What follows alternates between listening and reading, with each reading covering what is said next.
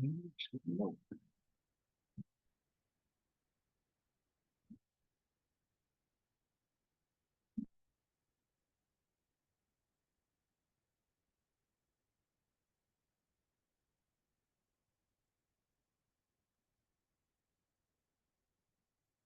that part before we. She says she's on now, but she can't hear anything. We're good. All right, ready? Yep. All right.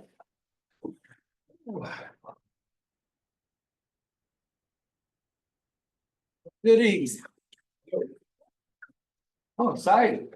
Hope you guys are good. You can do that. Welcome into the meeting of, first meeting, inaugural meeting of our Police Facility Focus Group. I'm truly grateful that you guys all chose to participate in this and submitted the application to do so. And something that has the potential to impact Odessa for decades, literally decades to come. Quite the undertaking. And I, along with City Administrator Shonda Davis, City Clerk Karen Vendura, Police Chief Josh Thompson, we are committed to providing you all the information, resources, whatever tools that you're going to need to be successful in this endeavor. And we're going to do so. My commitment to you and all our commitment to you is to do so without imposing any bias whatsoever on your deliberations, so that you can come to your own conclusions. There were actually quite a number of applications. I was very, very pleasantly surprised at that. To be part of this group, and all of them were qualified. Everybody was qualified, but you were selected to fill a certain demographic that I had in mind. We've got millennials, we've got baby boomers, we got men, we got women. We got a good cross section of Odessa, which was important to me. And you have a unique skill set for history that goes with you, and that I thought that's somebody that's going to be a really good fit for this group. But before Chief Thompson comes up, I'm sorry, before I hand this off to City Administrator Sean Davis, I'd like for you guys introduce yourselves to one another, because not everybody knows everybody. And just maybe how long you lived in Odessa, and if you'd like to share maybe what your strength is that you're going to possibly bring to this group, that'd be helpful too. So we'll start off with Seth there and go that way. And why you chose to join the group Yeah, basically that's it. Why you chose to join the group. and your background and everything. Well, my name is Seth Howerton. I've lived in Odessa for 10 years as of January. My background is I'm a social worker and do a lot of community building and things like that. Part of the reason why I wanted to join the group is I felt like we need this, but I felt like it was presented in a way that like it didn't work for Odessa. So I wanted to be here to help move it along, but also give impact or give them insightful feedback to help make it fit for our town. My name is Dawn Boyer. I moved here about 4 years ago when I got married to my husband. I'm an attorney, an assistant prosecutor in Lafayette County. I think that I have,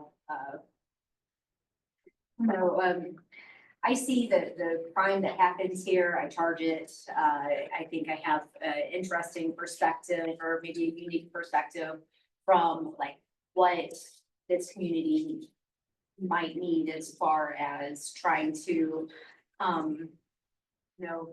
keep it safer, I guess. And I'm just really glad that I was chosen. Thank you very much. And I hope my input will be valuable. My name is Anita Anderson and I moved here in 1980 when we got there. And I had been around a lot longer than that because I had farmed out here. So I've been here a while. I wanted to join, like Seth said, we need this. We need a new police building. They desperately need it. But the way it was presented, a lot of people in the public weren't happy about it. And I thought maybe I might be able to spread some insight into some ideas that the people in the public have, and bring in ideas that the police department have, and what we really need for our community in the decades to come. I'm a retired educator. I have 30 years in education. And I do come from a law enforcement family, so I have that perspective as well. Nathan Holt, pretty much born and raised here. I'm prior law enforcement, so I figured different perspective on it from the inside, knowing what's needed, what's more of a wish list, but we do need a new facility. I think my background will help kind of be the middleman, see what we need versus what's not needed, wanted, and kind of be the middleman. I'm David Badgley. I moved here about 8 years ago. My son and daughter were both here, my brother.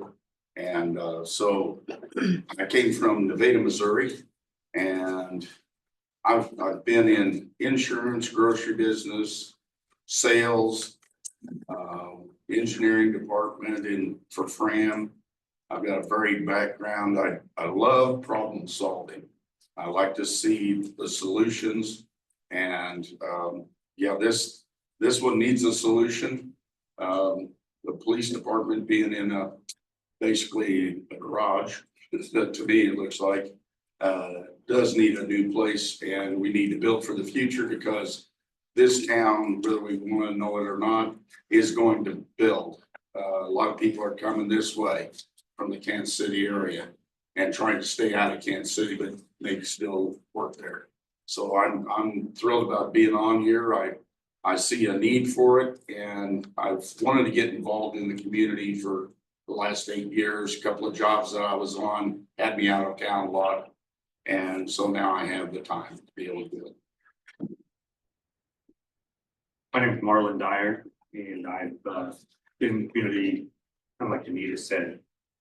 I don't think she wanted to give her age, maybe she said a while, and I said same thing. But I've lived in Odessa in the same house for 27 years, and I lived up on the hill before that.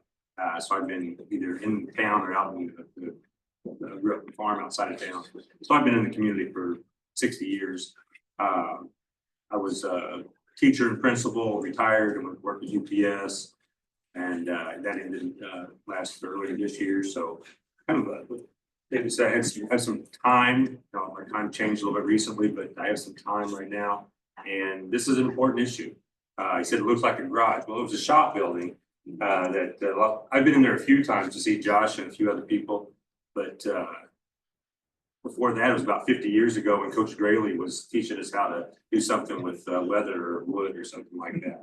So yeah, that's not a police facility, but I'm sure they're making the most of it right now. But yeah, there is a need. There is a need. So I hope but I can be of help.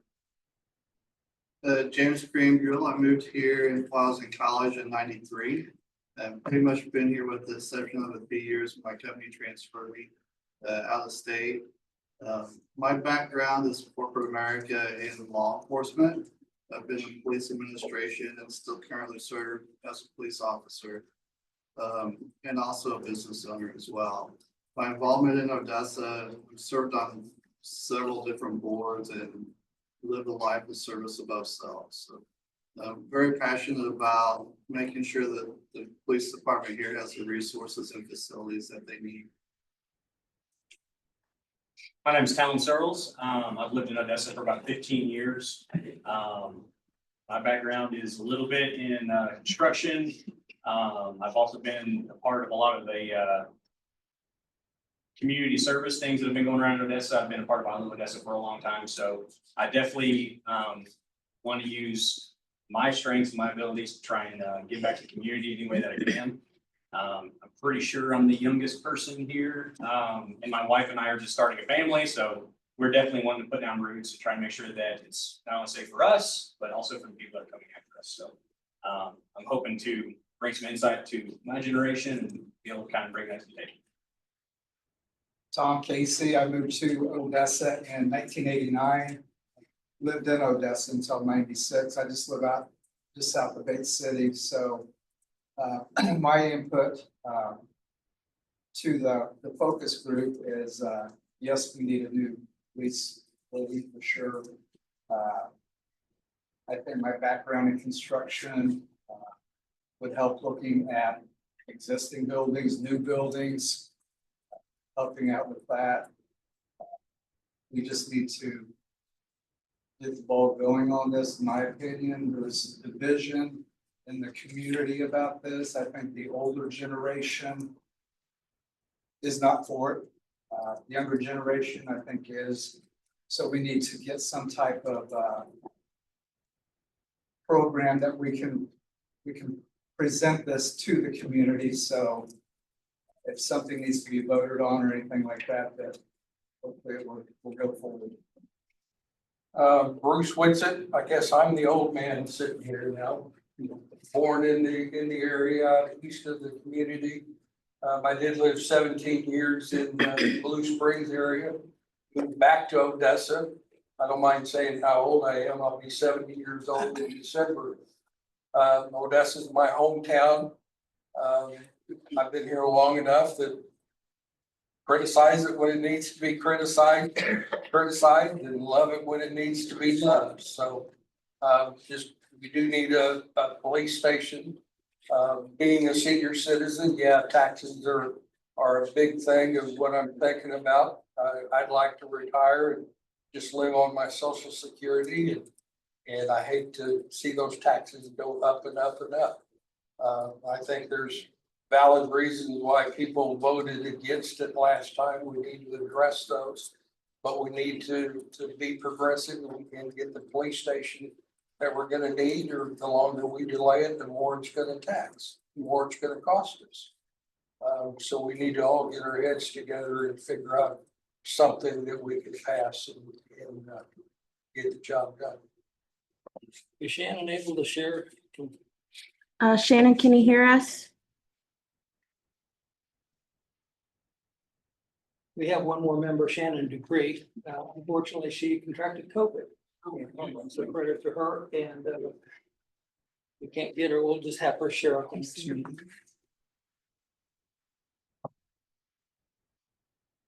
Oh, wait, I think I can, yes. There you go. Shannon, can you hear us? I just had to change a button over, so you should be able to talk now. Oh, hi, everybody. Sorry, I got COVID. I'm Shannon Dupree. I've grew up in Bates City, went to Odessa my whole K through 12, graduated from here, raising my family here.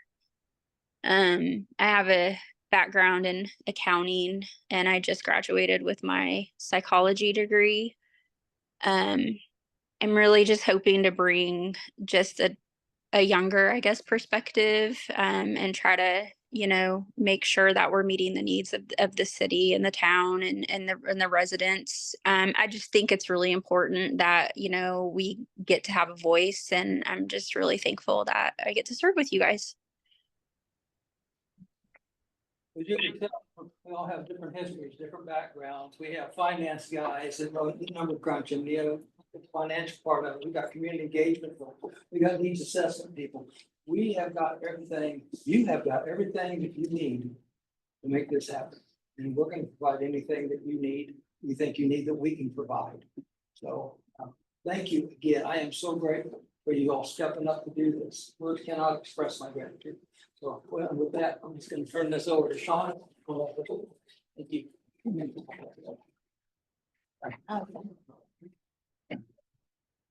Good evening, everyone. My name is Shauna Davis. I'm the city administrator.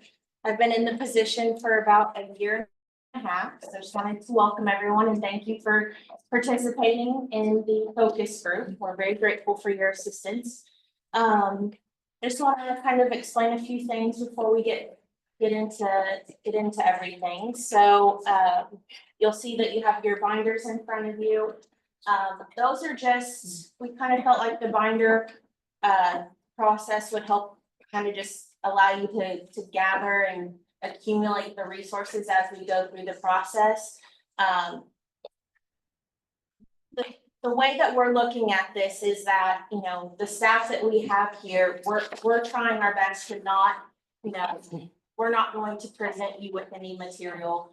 We are just here as a resource to you. So, every Josh will go through all of the the calendar and the different presentations that we have set up for you. But we are not, we're making sure that we're bringing in the subject matter experts for you and bringing in the resources and the information for you. And that information is not necessarily coming from us. But we are a resource for you that if you were to need anything in addition, if you were to, if you feel like you don't have enough information on funding or anything like that, you can come to us and we can make sure that we provide you with more information. So I just want you guys to be aware of that. This is 100% your group and we are just here as a resource for you.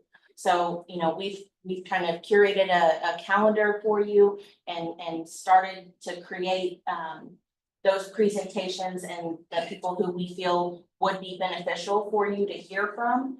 But if you feel it necessary to add additional presentations or request more information, we can definitely do so. If we need to, whenever Josh goes through the calendar, you'll see we've even kind of allowed some flexibility in the calendar to, change the flow of things if you see fit. So I just wanted to make sure that that's very clear to you, that we are just here to help facilitate the discussion and the meetings themselves, and then just be a tool for you.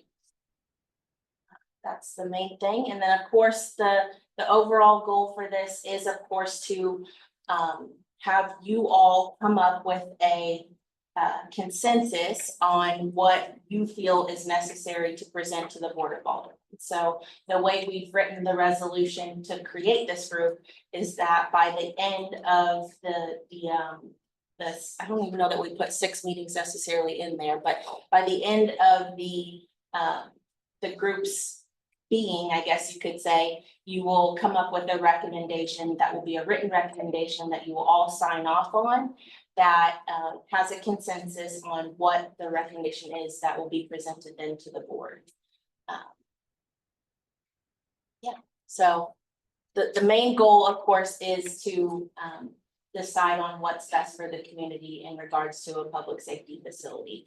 And again, we have so many, we've gone through quite a bit of process, of course, to gather a lot of that information. And now we're just going to provide you with the information and the process that we have vetted, if you will. Now I'm going to let Josh kind of go through the information that he has, the calendar, the process, and we'll go from there. You gonna go for your slides? Hey, Okay. I don't have a clicker. I'll be- Thank you. Welcome, everybody. Let me introduce myself. My name is Josh Thompson. I am the police chief here in Odessa. I was appointed police chief December of 2017, and I actually took my assignment in early January of 2018. I have 25 years of law enforcement experience that went from road officer through detective, through first line supervision to administration. I was a part of the team that successfully reestablished the Odessa Police Department after it was disbanded in 2016. We have been in the facility that we are currently in since 2014. And there will be a time during your all's meetings that you will get an opportunity to come down and see a behind the scenes look in our facility. I'll show you, my staff will show you how they do their job in our current facility. I think it's important for you to see that. Before I get to that, I'm kind of jumping ahead here. Let's start. Okay, so I just wanted to start off with this. This is what we presented to the Board of Aldermen as before they made a decision to vote on a resolution to form this group. And I just want to share a couple of thoughts. First and foremost, these meetings we want open to the public. We have seating. We're live on the internet. We will have website available for you. We have the availability of social media if that is what you choose to get people to communicate with you or to come to the meetings and interact with you. But that's one point that I wanted to point out. Another point, the Board of Aldermen felt that the group should focus on public safety needs, community values, community perspectives, and fiscal responsibility. And the group that the mayor has put together here can do this. And I really thank you for agreeing to be a part of this process. Another point is you're going to be able to collaborate with a lot of folks that we have vetted and that we believe can bring some information and answer your questions. That'll be in tonight. I'll introduce Mr. Estes here in a minute, but the architect that the city is utilizing for police facilities, I'll give a little bit of introduction to him here in a minute, but that'll be the first guest that will be able to visit and interact with you. You can ask questions. We're going to bring in financial experts, construction experts, risk management. You're going to have an opportunity to talk to current police staff. You're going to be able to talk to city staff. So like Shauna Davis had mentioned, we are a resource for you. Please use us if you need us. We are here, but this is your group. We want you guys to interact with each other. If there's more that we can provide to you that is not being provided, please ask, and we will bring that to you all. Okay, I'll let you. Okay. Some of the focus areas that we feel are important for you guys to recognize are highlighted in these bold points. Necessity, we believe that, your discussions should talk through current police facility needs. This binder that I've prepared for you has a needs assessment in it. It's for homework. You don't have to read it tonight, but we had professional come in, Mr. Estes and group, come in and provide a needs assessment report. And he's going to tell you how he did that, okay? You can hear straight from him. Some other discussion points, size, facility square footage in relation to the needs in step one, the necessity. Concept, public safety programs that are within law enforcement and public safety as a whole within Odessa. Shelter, court, animal control. Those are things that you can talk about. You can talk about more than those things. Capacity. Focus on future growth. It's a generational decision. We have used that term. I have used that term over and over. And I think some of you have already recognized that. Decisions that are made affect generations to come. And that's why this group is so important. Design preference is another area. Location is another area that we feel you should discuss. Some of the ideas, centralization in the community, accessibility, costs of where it would go, costs of where it maybe already is, community engagement, land use, operational unity. I put that in there. How does it allow the flow of the community in and out of their police facility? And it's their police facility. Construction considerations. What kind of material? You're going to hear and you should discuss on those things so that you can make these recommendations to the board. New construction versus a renovation. Steel concrete versus wood. You're going to hear from experts, and then that will allow you discussion amongst yourselves. Costs. You'll hear that costs are driven by square foot and materials, right? Many of you in construction or financing know that.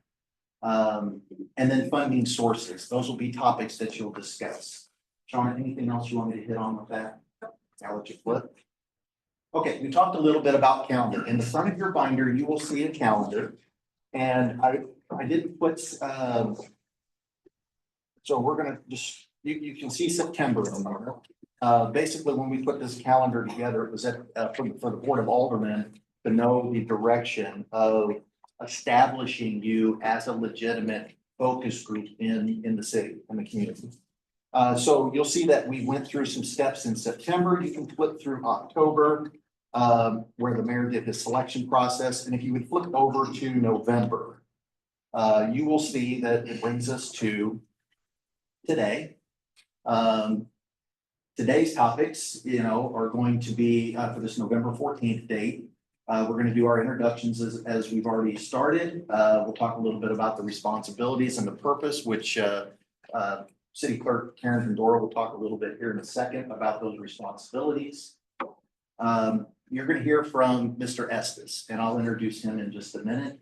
Our architect engineering overview, design basics involving police facilities, the police facilities needs assessment report that I gave you a copy of. And then, of course, we're gonna give you an opportunity at the end, and you can take as much time as you need. We're here to answer questions, but you guys can start discussing tonight. There's no need to delay that. Please have as many discussions amongst yourselves. I would ask, many of us ask, please keep an open mind. Keep an open mind with your opinions. Should come to the table. No one should leave here saying that they didn't say what they believe the direction should go, right? But please keep in mind that other opinions do matter in this group, and understand that when you bring those collaborative teamwork efforts together, the end goal, like Shauna Davis mentioned, is to come to a consensus, okay? So that'll be on the 14th. And then we're going to move through next week. We had to kind of shorten this week up, and some of this is availability of our experts and availability of this facility here. So next week on Tuesday will be our financial overview. You will hear from financial experts, including our finance director, Amy Finch, who is not here tonight. She'll introduce herself next week for you guys. We'll go over current revenues, types of revenues, other municipal projects that you should be aware of. We're going to bring in experts. Did we get USDA? I'm not sure yet. Okay, so USDA may or may not be here next week, but we will bring USDA in. And the reason why we want to share USDA's involvement is local governments like the city of Odessa have a unique opportunity for low interest rate loans, lower than any bank could loan private people, right? And we want USDA to come explain their programs to you. So at least you have the opportunity to learn what that is. If you have questions, you can certainly ask those of our USDA friends. But we will, if they don't come on the 19th, we will book them for another day. And then again, we're allowing opportunity for you guys to have discussions openly about whatever topics you want to talk about for that 19th. So if we move over to the December 5th, that we will actually start that December 5th at 6 o'clock at the Odessa Police Department. I'm certain everybody probably knows, you guys have discussed where it's at, but it's behind the 1912 building, white building. Come in, you'll get to interact with my staff, and you'll get a behind the scenes view of how we utilize the facility today, okay? We'll start there. We do have a guest that will join us at that facility. And then when we're done there, we'll relocate back here at a mutual time that's good. If you guys need a break or something, maybe 7 o'clock, we would relocate back here, because I have another guest that's going to come in and visit with you all about 20-year growth. You'll hear a lot about the 20-year growth. We talked about building for the future generations. Well, generational is 20 years, and that's how to put a time frame in your mind, that is where we kind of gauge that building growth. Okay, so I'm going to bring in another person to visit with you, law enforcement official, a friend of mine, to visit with you about 20-year growth. Okay, so that's the 5th. If we jump down to the 17th and January 9th, I've arranged for a couple of outside tours. I hope that this will work for the group. One of the tours will be in Sedalia. Their facility is almost 7 years old, 6 years old. It incorporates both new construction and remodel into one building. Basically, most of it's new construction, but there's still some remodel inside that building. And the police chiefs agreed to that. I'll explain at a later time how we can get you there. We'll be able to provide transportation. But that one, I did want to point out, that's an early afternoon. I understand that might be difficult for some. Please let us know. We can try to find a method to share that through the internet if you're unable to attend in person. But that would be an afternoon trip. And then on January the 9th, that one will be at the Lafayette County Sheriff's Department here in Lafayette County. I think it's important for you to see the sheriff's office. It is exactly 20 years old this coming up year. So it's good for you to see a 20-year use industrial police facility. And so that will be in the evening.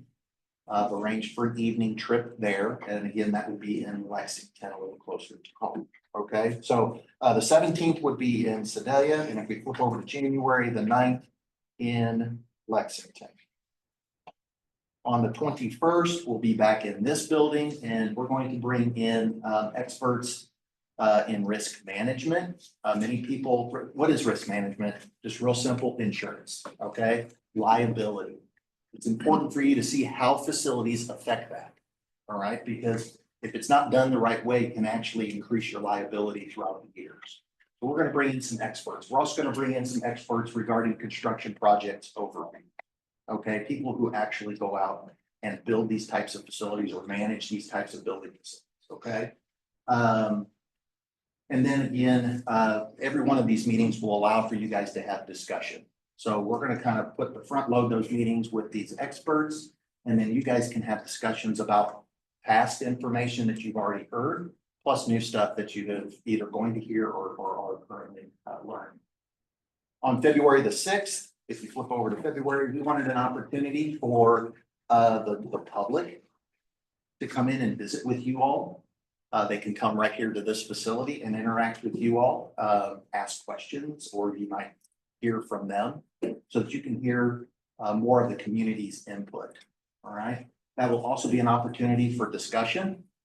If you guys, I'm leaving these later February meetings open. If you guys choose or ask us, we want to hear more about this topic, we can bring in experts on those dates too. And again, on the 18th, focus group discussions, just like what I said, we can bring in more experts or just give you guys the whole floor to discuss amongst yourselves the direction you guys would like to move forward with.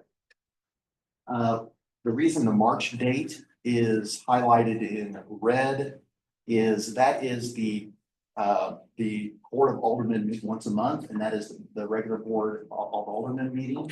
And typically they would, unless there's an additional meeting added, they would approve the city's budget at that March meeting that goes effective in April. So it's not a hard line. You guys need to make any kind of decisions or recommendations by that. But when we look at it from city staff, if you have recommendations to go do more studies or go do this and we need to put financing in that budget, that's about the opportunity we would need to do that. Otherwise, we would have to amend the budget after April 1st. Can be done. We're not trying to say that that's a hard line date, but we needed to kind of give you an idea of where we thought you might be making your recommendations to the Board of Aldermen. Okay. Any questions about the calendar at all? Again, if these dates, I'll back up. If these dates, so let me finish that. If these dates don't work for you, especially the one where we are traveling, you can join online like our guest is tonight. But if you want to meet more frequently, or you want to meet twice in February, or sorry, 3 times in February versus the 2 that we've scheduled, please let Aaron, myself, or Shauna know. We'll look at the availability of the community building. We do need to have it scheduled where they're rented out occasionally. But please let us know. We'll look at the availability and we can let you guys come in here and meet as a group again. We do need to know in advance when you want to do that so that Karen can schedule those meetings so that we post them as a public meeting. Okay. Anyone questions on the calendar at all? Meetings will get 6. Meetings will be at 6, except for the one to Sedalia. That will be in the afternoon. We would leave Odessa around noon for that one. And then we would have everybody back in town by no later than 5 p.m. And I've got transportation arranged if you would like us to provide the transportation.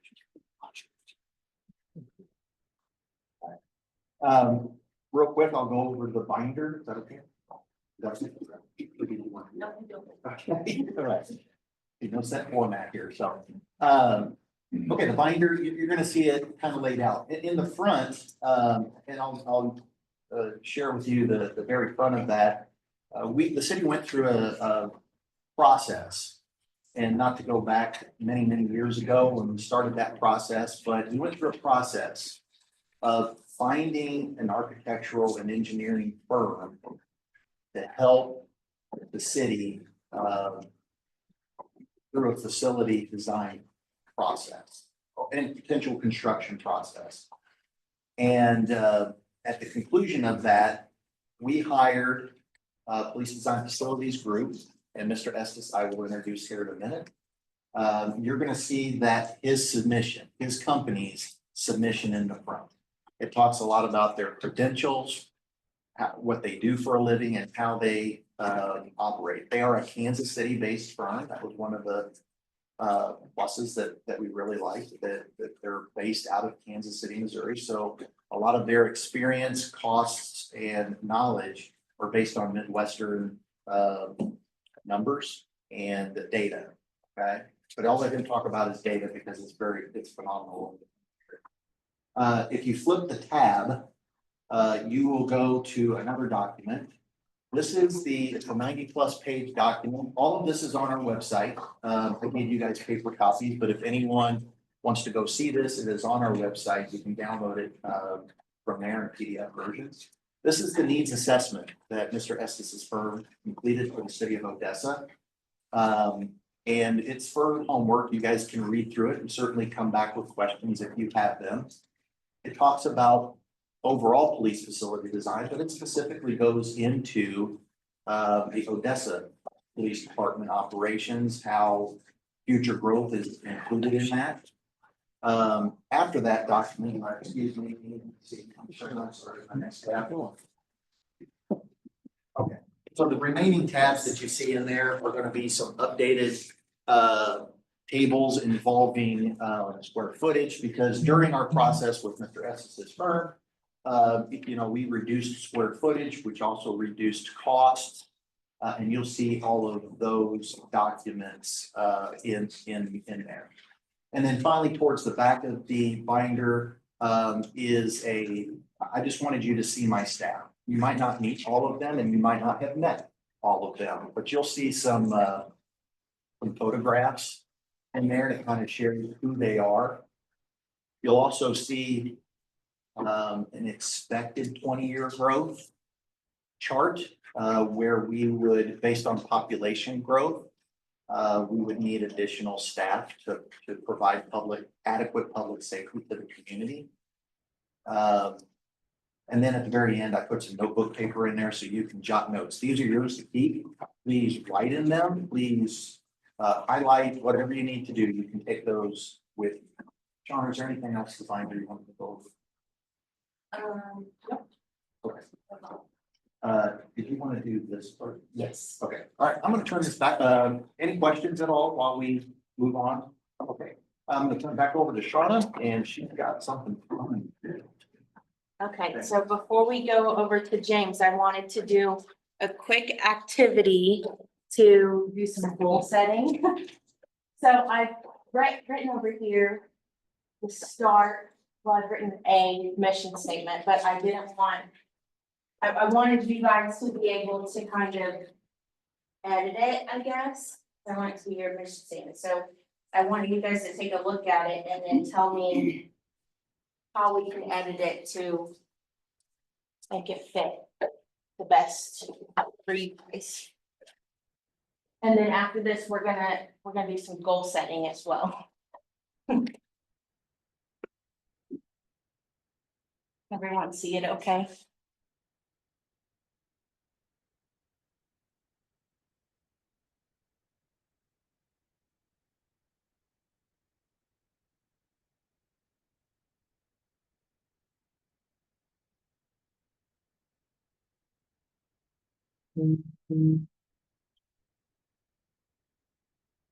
Thoughts?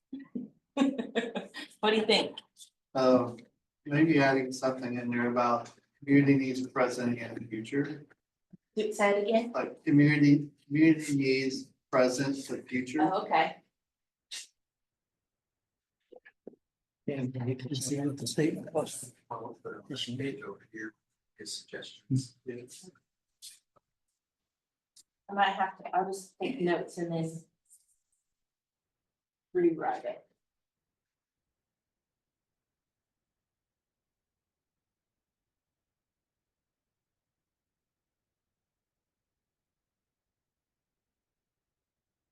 Okay.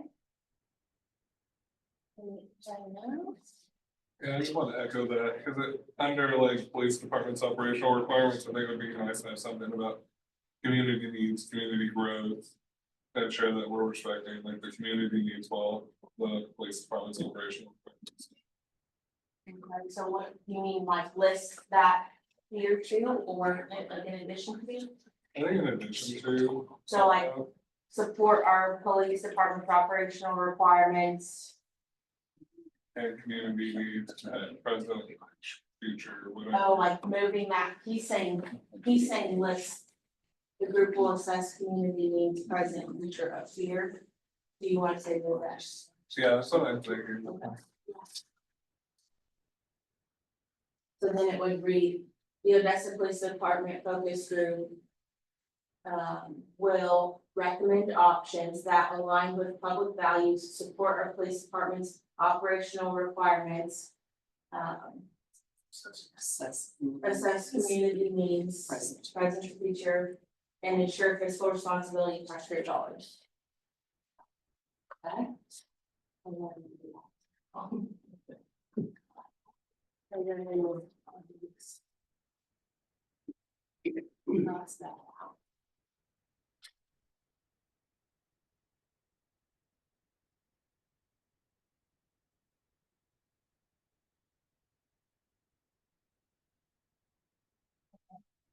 Have that in the right. Any other? The resolution that set up the committee mentions 4 things that we're to give recommendations to the Board of Aldermen on. Okay. And it says we're to make recommendations to the Board of Aldermen regarding the need, funding, construction, and design of a new public safety facility. So is that covered in that?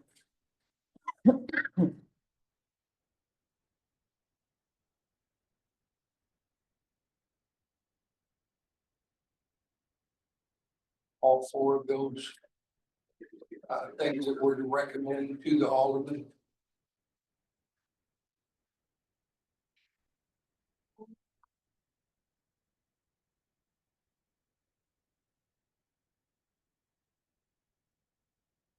Well, I would say. Or should it be? I don't know that I mean, it needs to be. it could be. Statement. You could put it in there, I would say.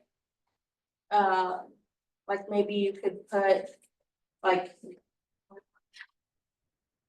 I think some of that is kind of covered in what we have there already. I mean, some of those are kind of implied, I feel like, in some of that a little bit. Well, I know it hits fiscal. Say it one more time, and say them again. Regarding the need, funding, construction, and design. One thing I would say is maybe construction and design, but again, I agree with maybe that it's implied. With the fact that we're doing a facility. Or you could say. Or say recommend options of construction and design that align with public. Yeah, that's what I was gonna say, recommend construction and design options. But then I almost feel like it narrows it down too far, to just construction and design. With the mission statement, you need to be really careful about being too specific. Yeah. Shannon made a comment. She said if you wanted to shorten it, you could say public values and needs.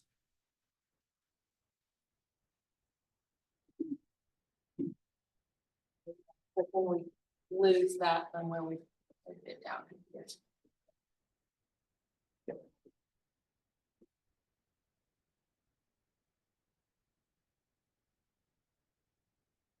So I think, all right, so if we have it, right now we have it as the Odessa Police Facility Focus Group will recommend options that align with public values, support our police department's operational requirements, assess community needs, present and future, and ensure fiscal responsibility of taxpayer dollars. So not nodding heads. Okay. We'll go with it. Alrighty. Okay, so then, and then maybe this is where we can get into some of the things that Bruce was listening to. So this is our high level mission statement, and then my thought was to come up with 4 or 5 with goal statements, if you will. Shauna, this is saying the battery's low. It's not taking a charge. Just close it. Did I didn't plug it in? I think you did. Looks like it. Plug it in. Yeah.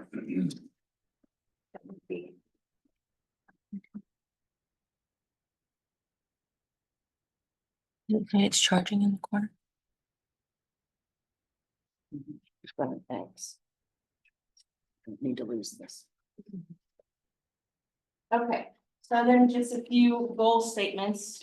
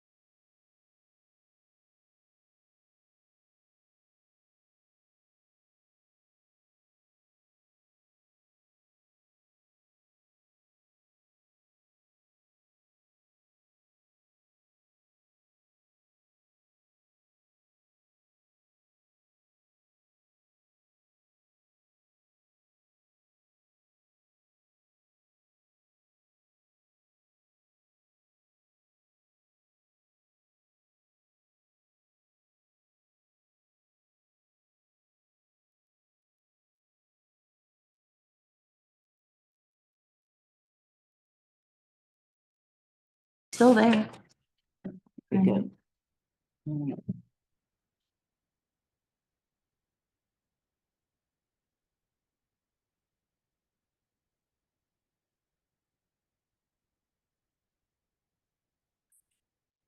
boxes. That's cool. Actually, that. Can you go into a different plug on your computer? Or is it just? That means it's not charging. Sorry. Is that the only port on your computer that take it?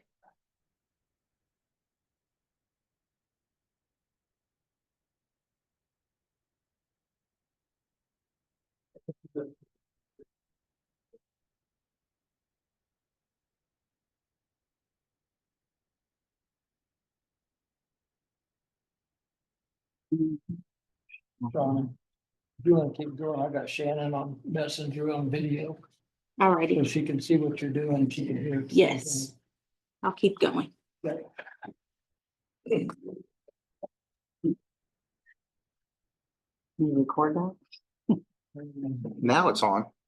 Oh, it is? 3%. Yep, it's charging now. Probably fuse busted, so you need just open. Should just be able to open the webinar and then go live stream it back on It looks Facebook. like it. Can she see us? Can she see us now? Okay. Okay, so goal wise, my thought was like a statement such as, just, it can be as simple as, you know, the Yeah. facility must meet the Odessa community's needs, or, the facility must serve the police department's operational needs. Something simple as that, but I wanted, the goals to be of this group. So. I mean, I think you could always combine that and just say like, the police department will serve the needs of the Odessa community and the police department. So the facility.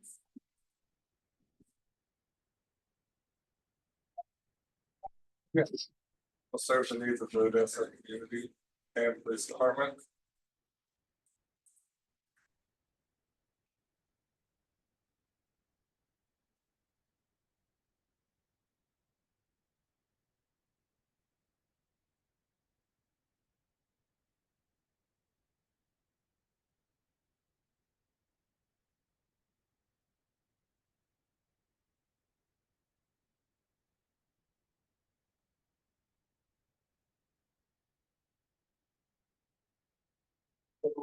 Should we address what's in the facility that we're talking about? Well, I think this is like the high level goal, and then the work that you guys are doing. This is saying that what your end product is achieving this goal. So at the end, the recommendation that you take to the board is saying that whatever you bring to the board achieved that. But there's a difference between a police facility and the justice center that was presented before. And that's one reason that I think it failed before. So are we talking by definition, a police facility or a justice center? Well, that's for you guys to decide, whatever you recommend to the board at the end of this process. So can we define the goal before we know what the definition is gonna be that we put in the goal? Right now, it should just be a facility, and then you guys should be able to come to a So consensus should of we what just say that definition facility is. instead of police department, because it may end up more than just police department with what you're saying. You could be looking at the original justice center, you could be looking at just a police facility.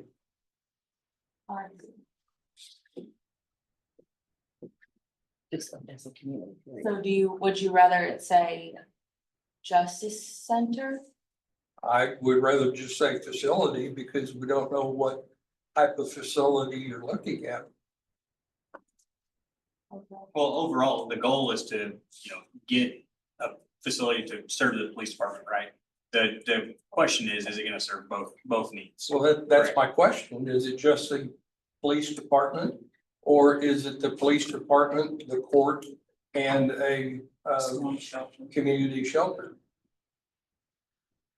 Well, so I don't know that necessarily is a contradiction in this goal, because by having a police department, it's going to serve the needs of the Odessa community, right? Not necessarily. We're to design. One of our four goals is to design a new public safety facility. So are we to design it? Are we being told to design it with all three of those? Are we being told to design it for just the police? So, Or are we being told to make a recommendation on our own? so from staff's perspective, at minimum, we need a police department. The additional things are for you to discuss and come to a consensus on. So we can't say if it's a police facility or a justice type facility with all three Right, components. So at this point, we could just say a facility. okay. We don't know what our goal is. So we'll take this out and just say, Period, community. Facility. okay, so maybe we just leave this at this. And then we craft another statement that relates to police operations. That's a separate thought. And this is just, we are creating, or the goal is that there will be a facility that will address the community's needs. And then the separate thought we need to address operational police needs. Or not, everything. What about using the verbiage there of public safety facility? Okay, That would include both of them, however it is done. Yeah. okay. Okay, so how would that be? Just say the public safety facility. Yep. Will serve the needs of the Odessa community. Gotcha. That's a vague enough definition. I got you. Got it. I like it. Okay.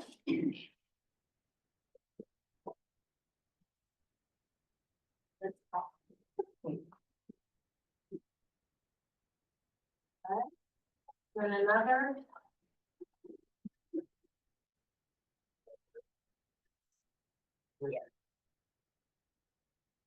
Okay, what else?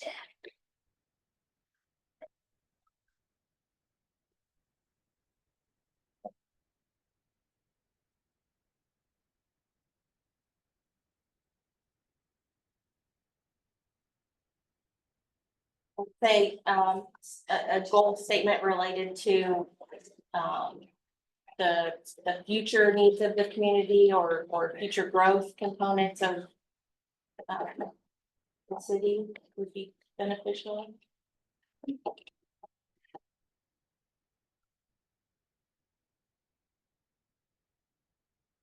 Public safety facility.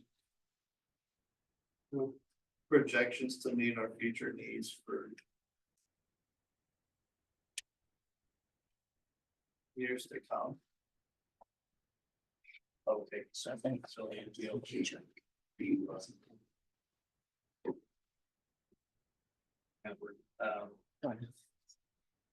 To meet the growth. Current needs. Current Present, needs and future growth needs. expected. For a number of years on it, I don't think so. 40 years, projected 40-year growth. That's too far out. Far out. I think, because I look at Grand Valley as an example. They're in a brand new facility, but their prior facility wasn't 15, 20 years old. They outgrew it. And with the expansion of I-70 coming in, I really see our community is really growing. And seeing the crime that's going on just west of us, it's right at our back door. We've got to be prepared to have a facility to meet those needs.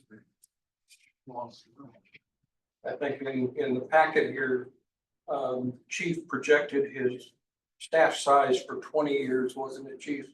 Correct. The building, public building projection, I think it says the public buildings last like 83 years in your packet, your information. Oh, we're Something like that. Estes. So he'll present that information, but yes, I mean, when you're looking at population and staff needs, a good, at least what the data will show is 20 years. And 20 years is a generation, so it's a generational decision. But depending on building materials, these facilities can last 100 years. If you build them out of good materials and maintain them, right? They can last less if they're made out of different materials, but that's for you guys to decide. But 20 years is probably normal in design work. But again, if you wanted to attribute a number, or you can even make it more generalized, like the word we use for generations, instead of putting a quantitative number on that.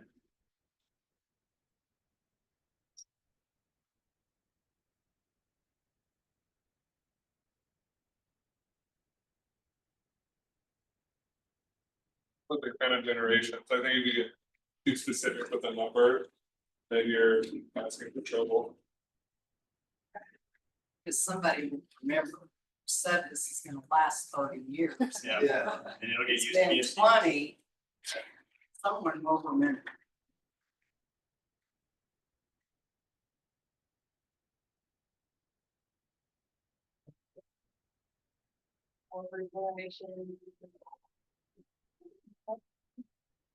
At the end. What about a facility that allows for expansion? For future growth? That,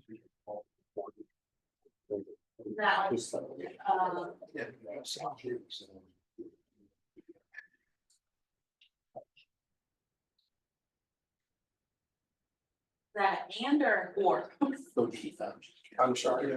That and or, so facility that will meet present and future growth needs for generations to come. And will allow for expansion. Or will allow for expansion. About May of.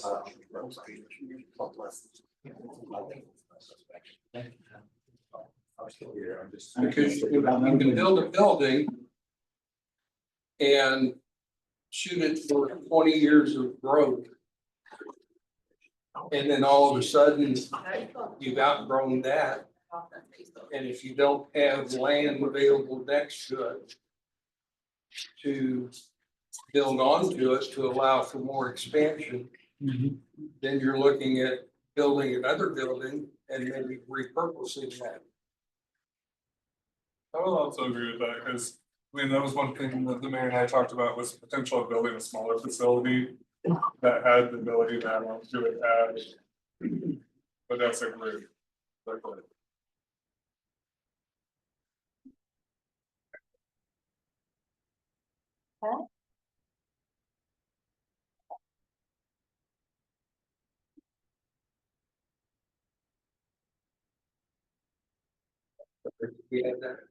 Yep, that may allow for expansion.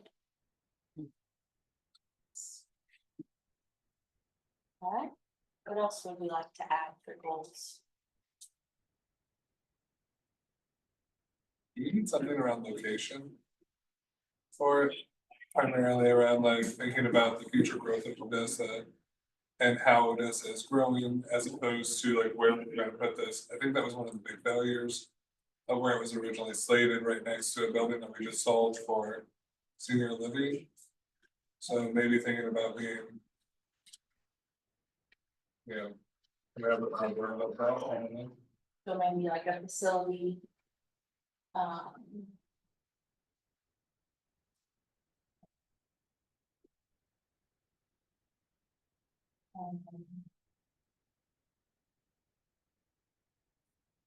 Like a facility location that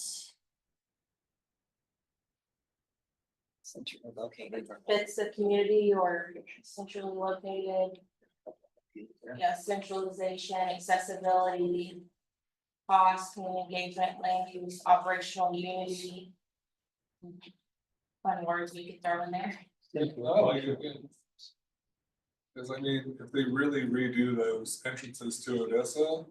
Then are we gonna see growth here, or are we gonna see growth more west, or like where are we looking at?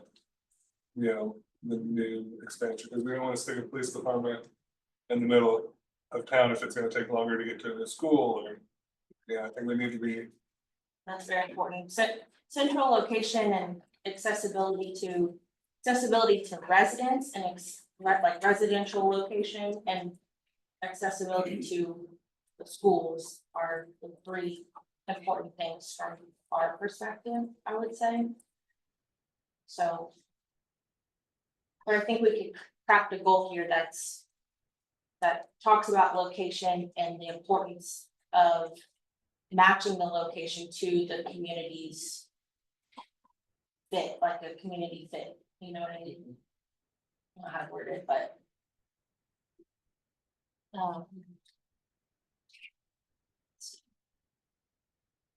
We could say facility must be located, Will be. yeah, the facility will be located. The facility being a location that allows for access for all residents and future expansion.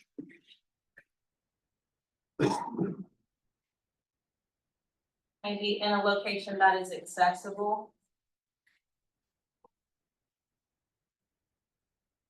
Accessible to all residents and allows for future expansion. That's still right either, sorry. What about adding something in there about like optimal response times? This, Yeah, we have the expansion component on the last goal. That's goal to, I'm really bad at this. Sorry, You're doing great. You're talking about it on that. all residents. And allows for optimal response time.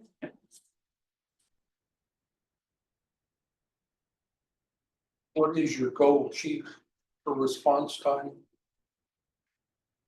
As quick as possible. Yeah, I mean, you ask my guys to drive fast, they'll drive fast, right? They lights and sirens. But you know, some things that probably your group needs to discuss and consider is we have a railroad that runs right through the middle of town. What would a location do, you know? And how could that affect our response time? I can tell you that, you know, we can get to most places in just a few minutes. But if there's a train in the way, if the facility's in one location, that train's there, and we have to divert, that 2 minutes can turn into 10 minutes or longer. If, let's say the train is gonna be there for an extended period of time, or they shut the interstate down, or something like that. So when you're centrally located, or in my opinion, if you're centrally located, you have an optimal response in that 2 minute window for any emergency call.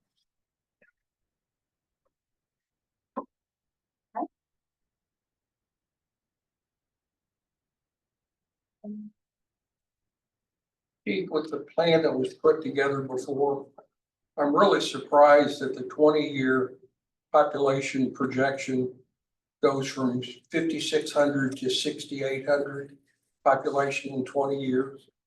What would happen with that plan if it went to 10,000 in 20 years? I mean, obviously, services.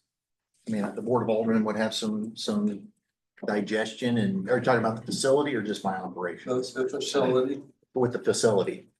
You know, we were looking at that 20-year growth. And based on that 20-year growth, you know, we were obviously adding some staff to accommodate that growth. Any facility that you guys would look into probably would have to have the ability to expand, whether it goes up, whether it goes out, and those are for you guys to discuss. It couldn't be locked in an area, I guess, that there's no opportunity for expansion 20 or 30 or 50 years down the road. But again, we want you guys to kind of talk through all of that amongst yourselves when it comes to the location. And we can give you some ideas or answer questions or show you land that the city already owns, or we can show you, or you guys might have your own ideas on a location, and we can talk through all of that too. So, and that's kind of where the cost comes in when you have to purchase land instead of land that you already own. But again, we want you guys to talk through all of that. Thank you. Sure.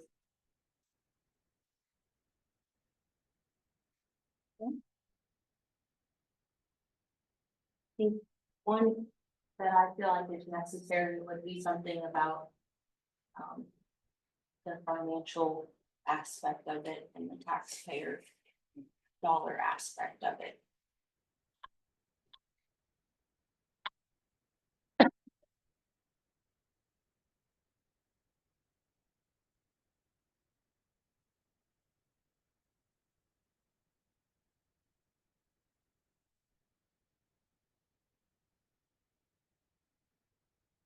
Minimal tax increase on the taxpayers.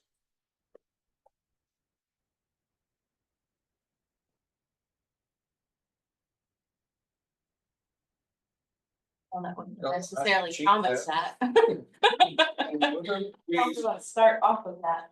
Can we get a casino? Yeah.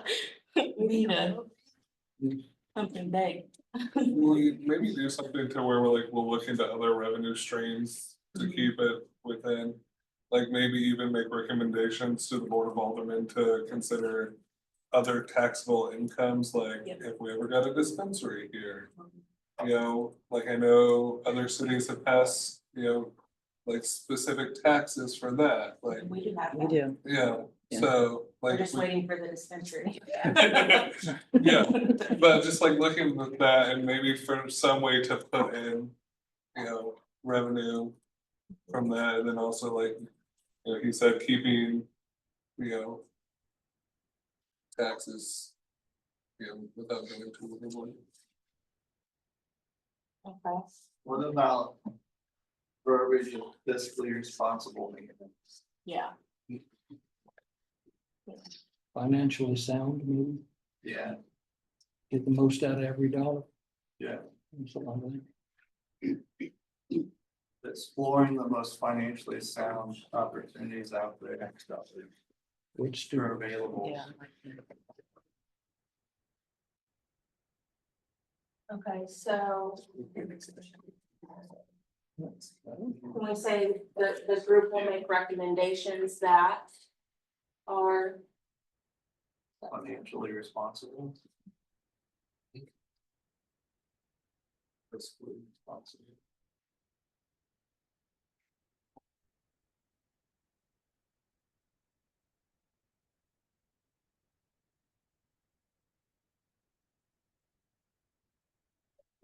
that are financially sound, responsible. Either one. Put the form.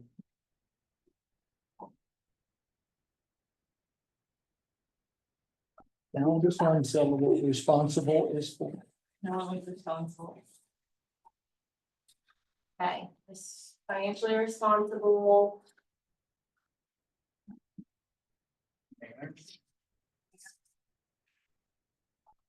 That. Done. All right. You guys think those Place to start. cover things for now?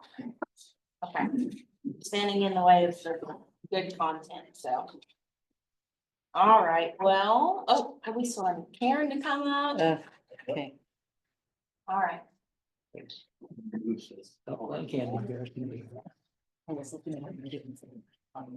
Thank you for that exercise. And we'll put those together in a nice document for you. Karen's gonna come up, our city clerk, she's gonna talk to you a little bit about meeting procedure and things like that. And then we'll have Jane come up and see.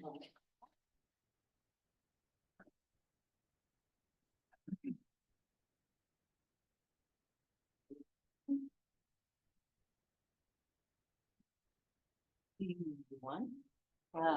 I know that we all have busy schedules and I just wanted to take the time to sincerely thank you for choosing to spend your time with us this evening and the future meetings. As your city clerk, I will go over a few rules and guidelines to help you conduct a productive and respectful meeting. We're all adults here, we all have opinions, so basically these are just things that you just know. So some of those are, and you can just follow along on that sheet, is we encourage everyone to actively participate and show their thoughts and to share their thoughts, excuse me. Each person's viewpoint is valuable, so please allow others to speak without interrupting. Disagreements are natural, but let's aim to be respectful and open-minded with all of our conversations. We will have a set of agendas, the set of agenda to follow to make sure that we cover all items, so time is of essence.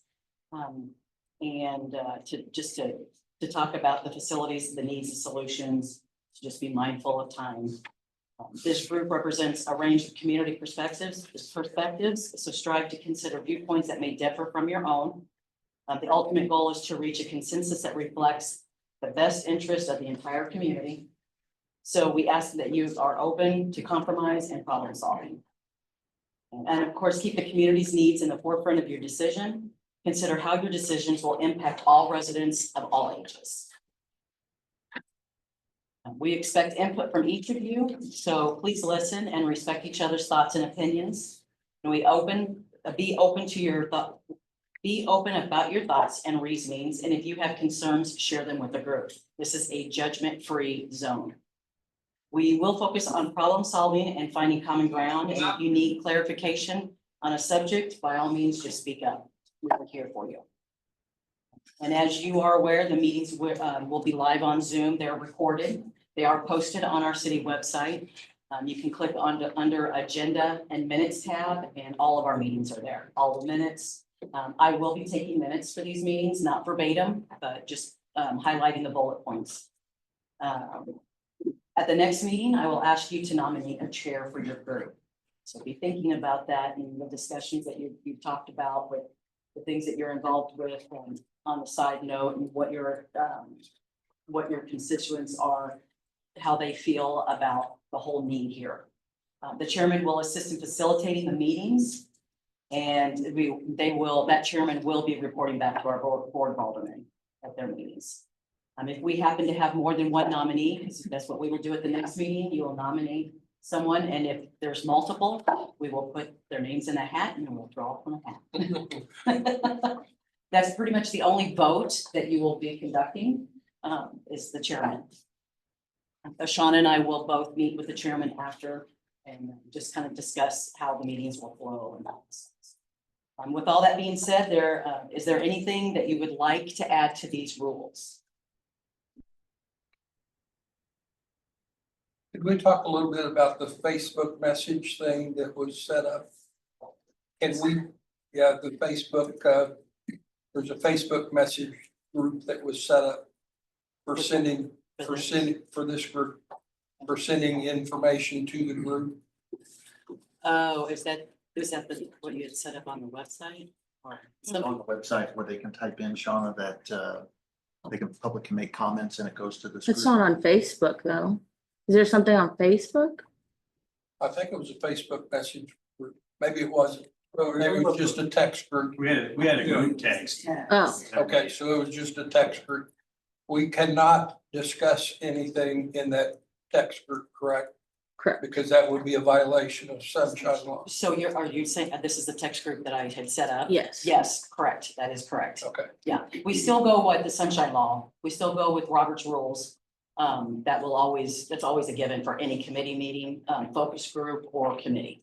So yes, you are correct about that. So the text group is just to kind of for logistics and things. So just know that anything that's said in that text group is subject to sunshine law and can be pulled for whatever reason. Yeah, and don't text each other. If you do, you need to CC the city clerk. The city clerk is a record keeper. So I need to have all texts that there's any correspondence. When you're talking about the group specifically in the context of the group. Now you will be getting texts from me and I will keep copies of that. But other than that, do you have any other rules? And I will add the sunshine and the Roberts Book of Rules too. That's all. Okay with that? Okay, so what I will do at the next meeting, I will go back through the rules that we have here and the guidelines, and I will add those 2 additions, and then we'll have everyone sign off on those. Okay? And again, I just want to thank you for your participation. All of your opinions are very important to us, and we appreciate you. Aaron, do you want these back by next meeting? Oh, yes. Please. Yes.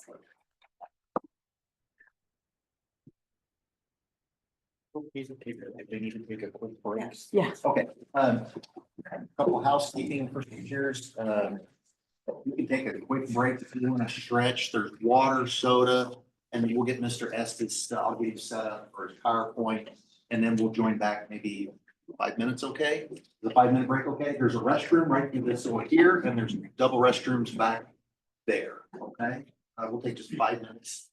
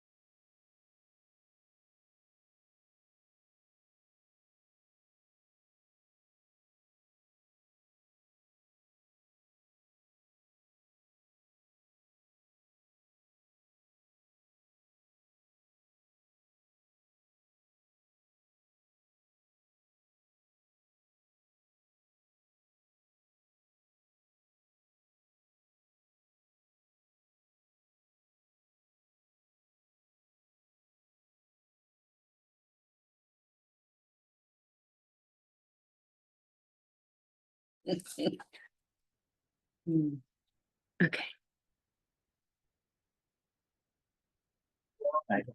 Welcome back.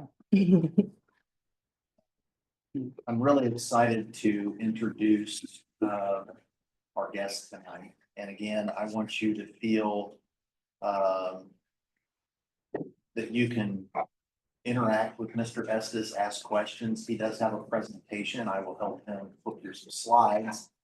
It's important for, I met Mr. Estes during this vetting process in, gosh, probably December of 22, maybe somewhere in that neighborhood, November or December of, so a couple of years ago. And I'll share that, you know, he and his firm have over 40 years of experience in just police facility designs.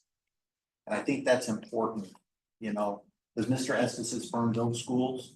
Does Mr. Estes's firm build other government buildings? His firm specializes in police and law enforcement, justice center type of facilities. And that's why he was selected by the city to be our engineer and architect. His firm has completed 300 space needs studies and design, over 300 space needs studies and designs. So you're gonna, again, for homework, the space needs study that he has done for Odessa is included in that binder.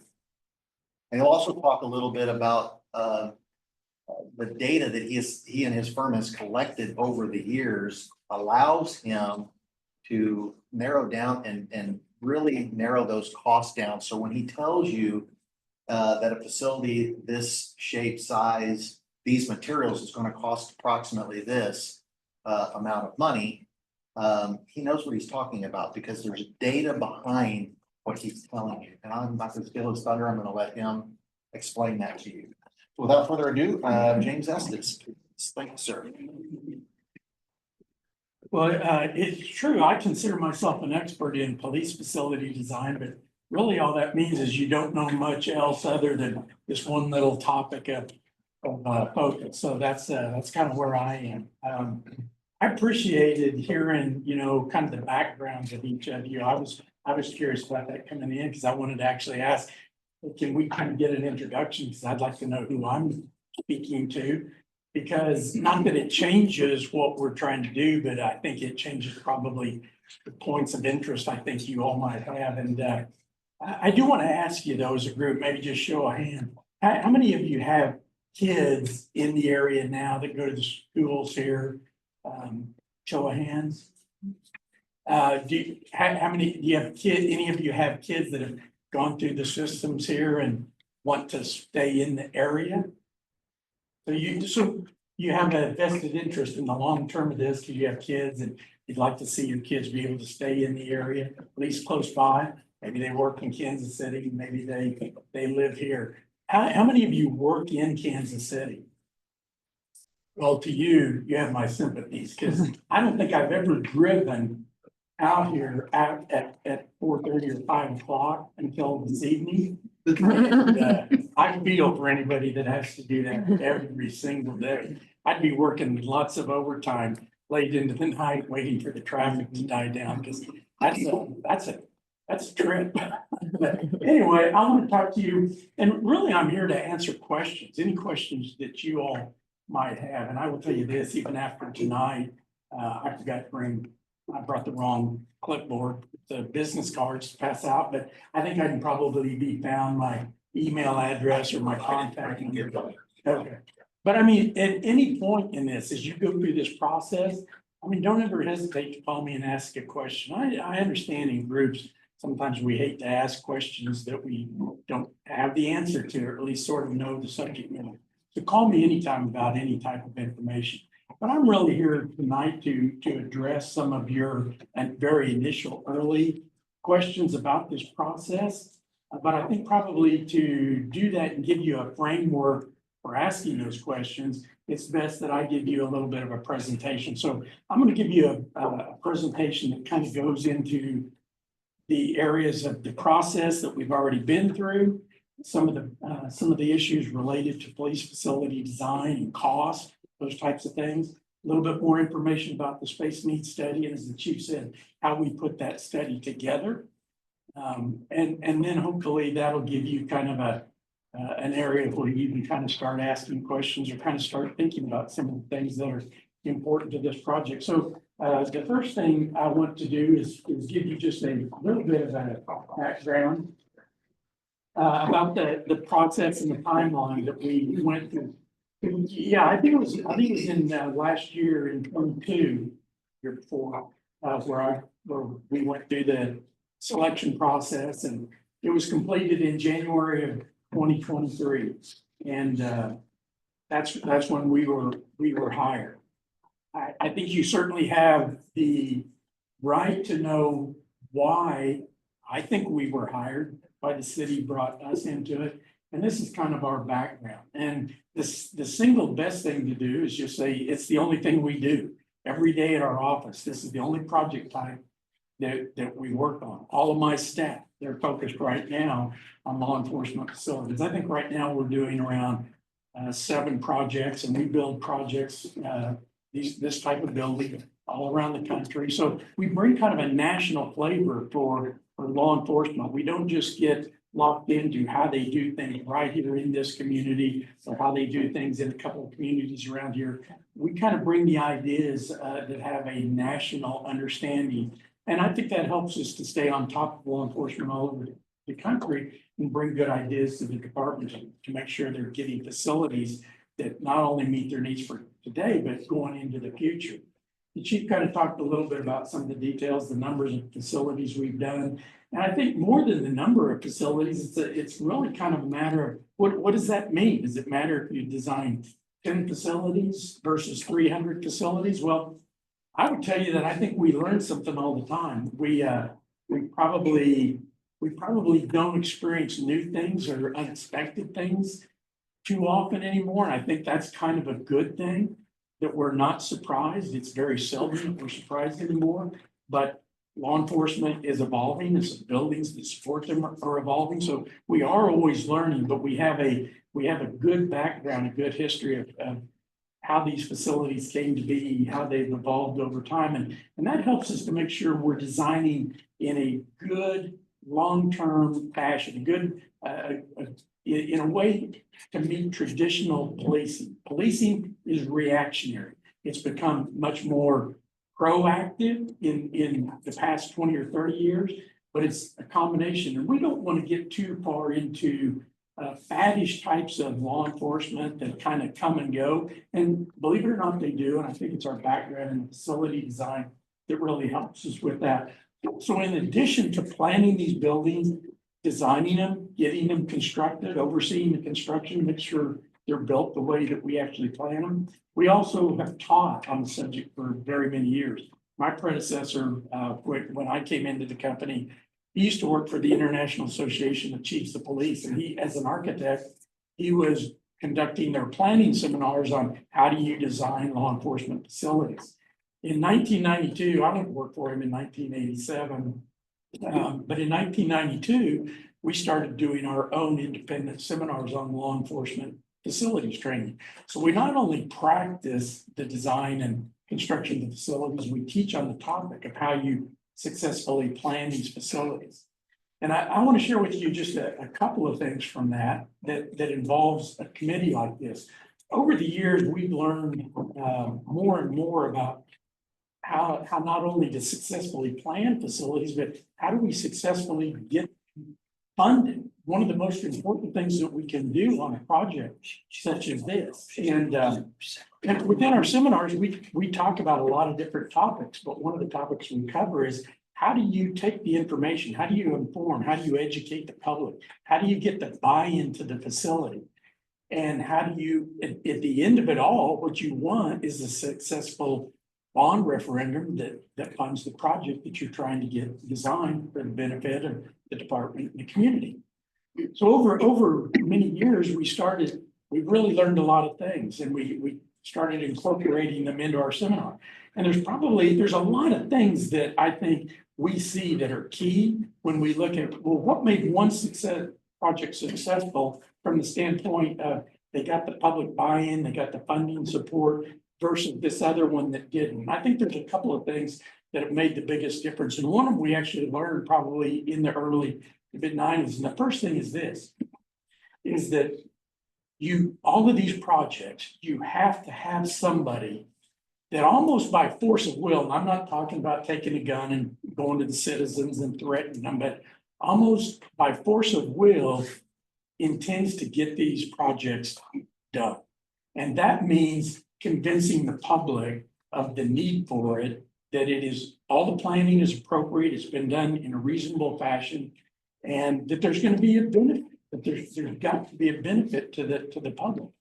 But somebody needs to be that individual that, like I said, takes the bull by the horns and just really by sheer force of will, and that's usually passion is really what it means, sees that this project is going to get through. The other thing we had learned, we didn't know this back, in 92 when we first started doing our seminars, we learned it from a community that had come to our seminar. And, you know, we used to have 20 or 30, 40, we'd put this on twice a year, and we'd have 20 or 30, 40 communities that come to our seminars. And so we would get ideas from them as well. This is what we were sharing, the information we had, but we would pick up things from them. And one of the things we picked up early on from a group that had come to our seminar, I think it was 7 years before, is they got a bond referendum passed. They notified us actually a couple of years after this.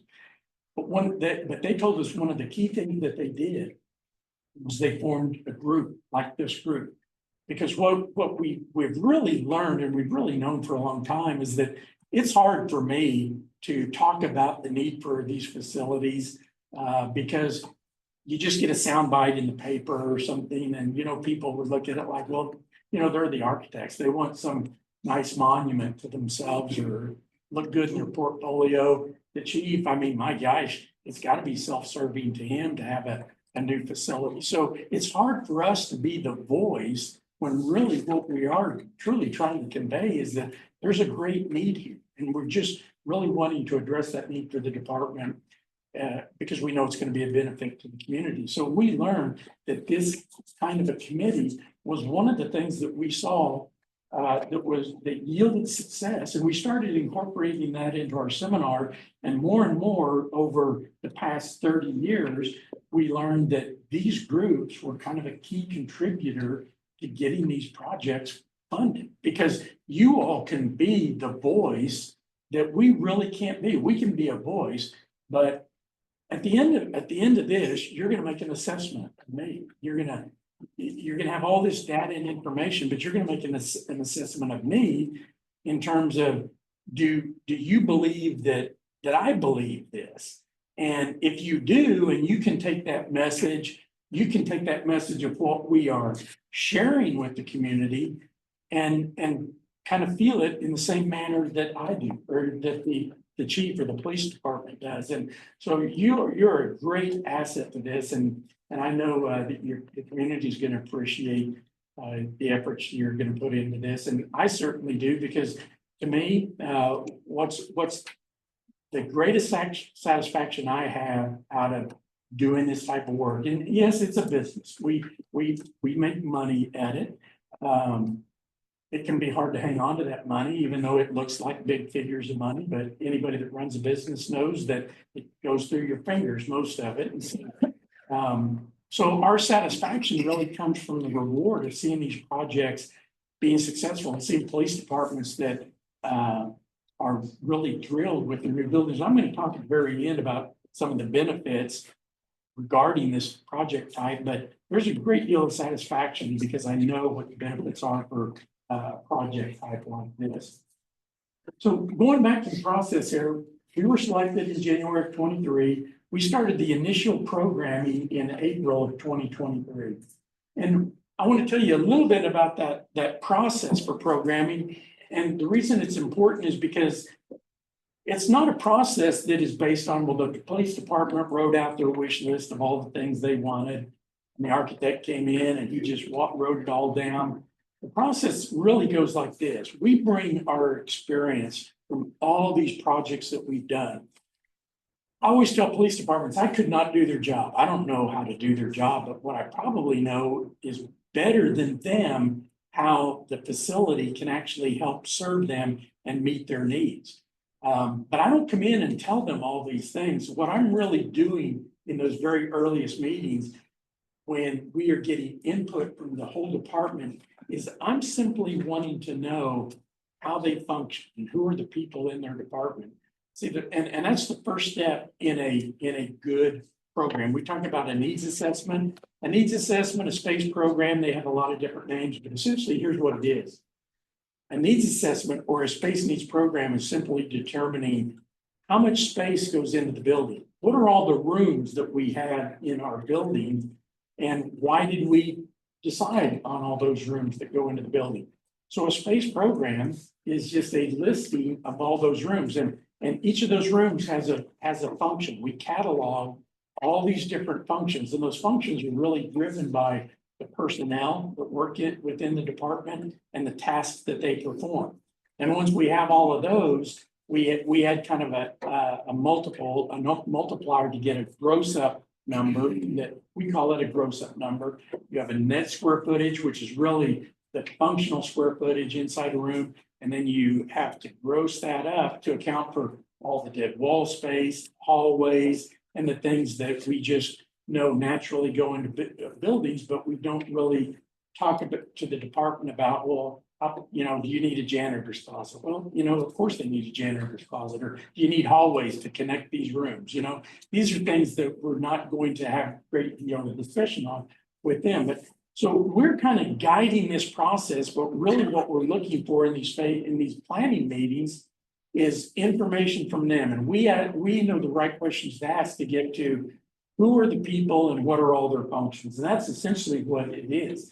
And we're not only just looking at what are the functions today, but how might that change over the years? And we kind of determine how growth might occur staff-wise in the building by what was it prior. And we look at the community growth, how the community grows. And we talk to them about, you know, today is your staffing level pretty much appropriate to meet the needs of the community, what the community expects from the law enforcement department. So we're kind of matching all those things up. So it's us with our experience guiding them through this process and them giving us all the information about how they work. But we're also bringing to them issues related to growth, how law enforcement might change, things that we see, and do any of those things apply here? There's kind of a checks and balance in this process as well, because we're part of the checks and balance, because we want to make sure that they're not just giving us a wish list of everything they wanted in the department, because I know at some point in time when we put all the square footages together, it's got a cost to it. And we have to sell that cost to the administration, city leadership, and ultimately the community. And I want to make sure that we can validate that what they're telling us they need based on staff and function is legitimate when we take it to city administration and the community. And what we look for at that point in time is how departments operate all around the country. We have a detailed set of standards that look at departments and how big they are based on personnel, based on the size of the community. And we can kind of factor in averages. So we can kind of tell for a department of 21 today that's going to grow to 25 today, built anywhere in the country, the average size department is going to be so much square feet per number of people in that building. And part of the way we bring credibility to the process is making sure that for the size of their staff, we know that the planning, square foot planning we have done kind of fits within those averages used all around the country. Now, we actually have one of the best databases. In fact, I would say it's the best database. I don't know if other architects keep it on law enforcement planning. That's because my predecessor, before he started the architectural firm, it got started because he did a federal grant study on law enforcement and how it was changing all across the country from 1974 to 1978. And it was a federally funded study. that looked at how law enforcement was changing and how police facilities needed to react to meet the needs of an evolving delivery of public safety service. He had a lot of data at that. He was trained as an architect and he started his firm in 1978 and it kind of went from there. And that's when I joined him 10 years later, something like that. So we have a great database on what functions go into these departments and how much space is required for all these different functions. So once we have these meetings with them where we are interacting with the police department because we have to have their information, they're users of the facility, we have our experience guidance through the process, but at the end of it all, I don't make a decision about anything. I don't make the decision about how much you're going to spend on these facilities, how big the facility is going to be. I just help you with information to tell you, here's how big we think it should be. And it's based on this department, it's based on standards all around the country. But ultimately, I'm just saying, this is what the data, this is what our numbers come to. But you make the decisions on what's your budget going to be for that. You know, one of the things you talked about is how do you set this process up? You asked, I'm not exactly sure how the question was asked, but I kind of gathered it was, ultimately the question is this: do you determine what this building should be and therefore what it costs, or do you determine what you're willing to spend and therefore what you can afford to put in the facility? I don't make that decision. We help try to determine what the building needs. You all have to make the decision on what the community is willing to spend. And I will tell you, we went through some cuts on this, and I'll talk a little bit more about that in a couple slides down the road. But we started out with a number that was higher, and we just kind of kept chopping away to get the numbers lower. But you're gonna make some important decisions as you look through the needs assessment, have more and more discussions about the numbers and getting the numbers to align with what you truly believe the need for the department is. And there's some options in there for you to make decisions on. But it's a question that every community has. No community is sitting on a pile of money and they can just spend anything they want. Well, I think that there's a few that had casino boat revenues and they were pretty capable about spending about anything they wanted. They didn't always, but they were capable. So anyhow, those are kind of the things that we're doing in the planning. That's how we went about the planning process. You know, once we cataloged all these functions, we use our database to determine how many square feet goes into it. And here's the other thing I do want to point out. I'm taking a step back, is that when we start planning a building, when we develop a space needs program, we turn a blind eye to how are we going to meet these needs. We're not looking at, is it going to be a brand new building? Is it going to be the grocery store on the corner that closed up, the big box store, and maybe we're going to go in there and renovate that building? We don't really even care about that at that time. We're simply determining what is this thing that we're dealing with based on space. And then once we have a determination of that, then we start looking at how are we going to meet all these needs? Are we going to build this new building? Is it going to be 1 story, 2 stories? Is it going to be a renovation of some sort? What's the building material types going to be? So that's kind of how we go about the process. So we had these initial planning meetings in April 2023, and here's kind of what came out of it. And in your handout, you're going to see a couple of other pages that have a couple of other dates, but I don't think we made all of this. We kind of did this in steps. We kind of, within the group, as we were planning, had some kind of intermediate reductions in space, but we kind of had these cutoff points where we were officially kind of turning in a report, for lack of a better term, that had the square footage, the space needs program, and the cost. And initially, the first one we came up with was actually about 22,000 square feet. Well, right off the bat, it was determined that I think that's going to be a pretty hard sell. And I will tell you, it was quite a bit higher than the national average for size of the department. So I knew that we had to look at ways to come down on that. And we did. So our first cut down was pretty significant, coming down about 3,000 square feet. So in June of 2023, this is where we were, 18,700 square feet. which carried an $8.5 million construction cost. And then on top of the construction cost is the bricks and mortar. But then there's a whole series of other costs that push it up more. And those are everything from planning and permitting, furnitures, architect engineering fees, surveys, geotechnical work, sometimes land purchase. There's a host of other things.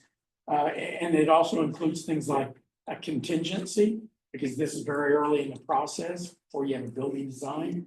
You know, we're using average square footage for the construction cost of these buildings, but we don't have the building design. So we need to add some contingency to give us a margin. So we are looking at a total cost of $11 million at that time.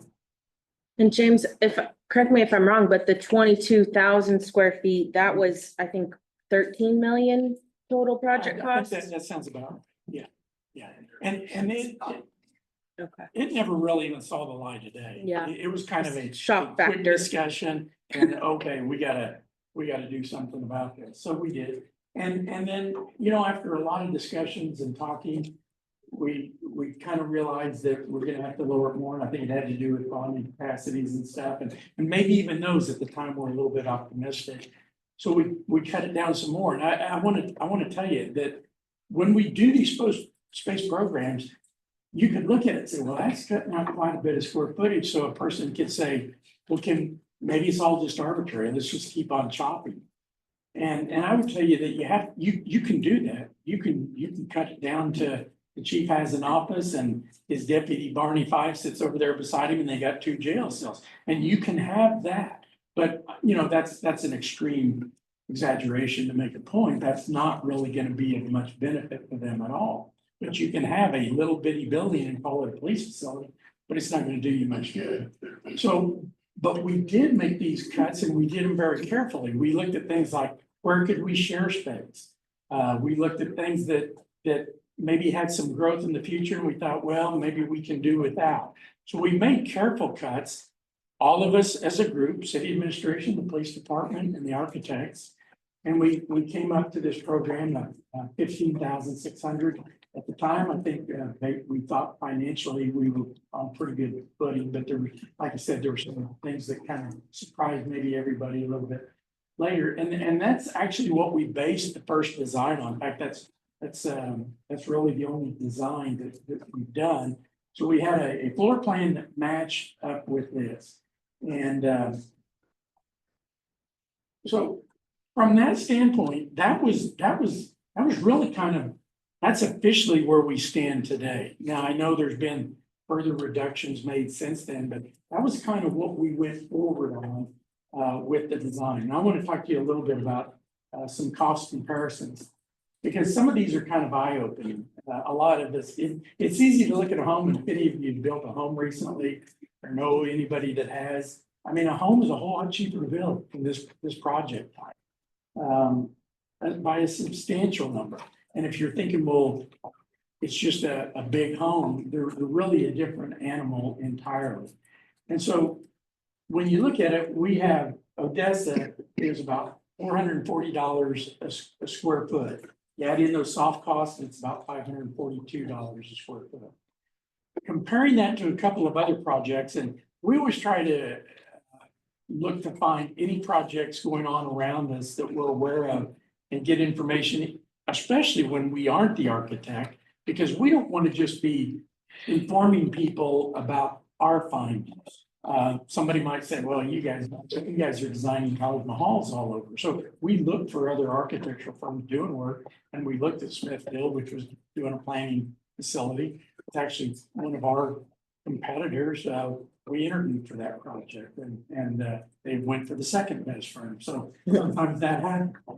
We also looked at Grain Valley, and in fact, I did a personal tour of Grain Valley and went over there and discussed the cost with the contractor, because I had heard how much it cost, and I thought, boy, that's a pretty expensive building. And I kind of put these in question marks right there at 22,000 square feet, because the best I could tell, that building per square foot cost about $575 a square foot.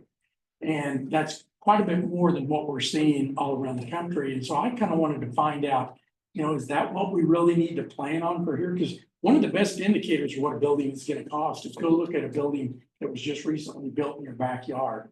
And you'll get a pretty good idea, but you have to go into that building, you have to find out, you know. How much apples to apples is to kind of what we're trying to do here. And I went into it, met with the contractor and sat with them and looked at the plans and I said, boy, this is an expensive building. Looked at the plans and we realized kind of why, and I don't want to criticize it, it's a beautiful building, but it's very expensive. And frankly, I'm surprised they didn't have a harder time selling it to the community because it's substantially over national averages for that project type. But again, like I said, it's a nice building, the public supported it and good for them. So I want to talk to you about a couple of other buildings. So you saw that the cost that we were planning at $440 a square foot is kind of what you might expect in the area. But we also compared it to some other projects we had just bid at the time. And so you can see here, now keep in mind, our planning for this project in the Space Needs program was about roughly $450 a square foot. We had bid this project in Gulf Shores, Alabama, $484 a square foot, which has kind of a similar bid climate. The reason it might have been a little bit more expensive though is because it's going to be hurricane proof down there. The building shell itself is a lot of hardening over the whole building. And the other thing I want to show you is this, because these numbers, when we start talking $450, $500 a square foot, people are just like, can a building be cost that much per square foot of space? And before COVID, this is kind of the price we had. This building that we did in Poplar Bluff, which is constructed, they're living in it. And so these numbers are good. These were constructed buildings. We built that right as COVID. Well, COVID had come in, but we actually, believe it or not, COVID in the first year, costs didn't just soar, they stayed really flat. And they went up just about March, April, May of 2021, a year into it. That's when costs really started going up because things had closed down, supply chains had been cut off, and all of a sudden things started opening up again and costs went way up. This building was built just ahead of it, $281 a square foot. This is another one, Liberty, Missouri. This was kind of a similar pre-COVID, $309 a square foot. Columbus, Nebraska at $296. I'm showing you these because it's so easy, because I will tell you the numbers pre-COVID and post-COVID are substantial. And so you're kind of seeing that those numbers of the upper 200s and $300 a square foot, while they sound like a lot of money, if you could build one of those, you know, how many people I've dealt with that were planning facilities then and didn't get it done, didn't get it built, and are just wishing they would have now at this time. Free Coors, suburb of St. Louis, $306 a square foot. So that's kind of the cost, and I know that's a tough pill to swallow at $440 a square foot. And I'm going to talk to you a little bit more about the specific building we designed for here, because we did everything we could to lower the cost for a custom build masonry type building that brings a lot of advantages to it. But one of the things we hear a lot nowadays is, okay, well, are there different types of construction methods we could use? And you can, but there's issues with that. So if you look at a masonry structure, one of the things we see a lot of is pre-engineered metal buildings nowadays. People want to know about pre-engineered metal buildings. And so we actually took this and broke down the cost for it. We're doing a couple of pre-engineered metal buildings that aren't police buildings, they're garages. And I think when most people think pre-engineered metal buildings, they think of things like garage bays or hangars or storage facilities. And those are definitely cheaper than the building that we designed, that we were proposing initially. But when you break it down, and so what we did is we broke it down and we said, forget the foundations, forget the slabs, forget the electrical, forget everything that goes into the interior.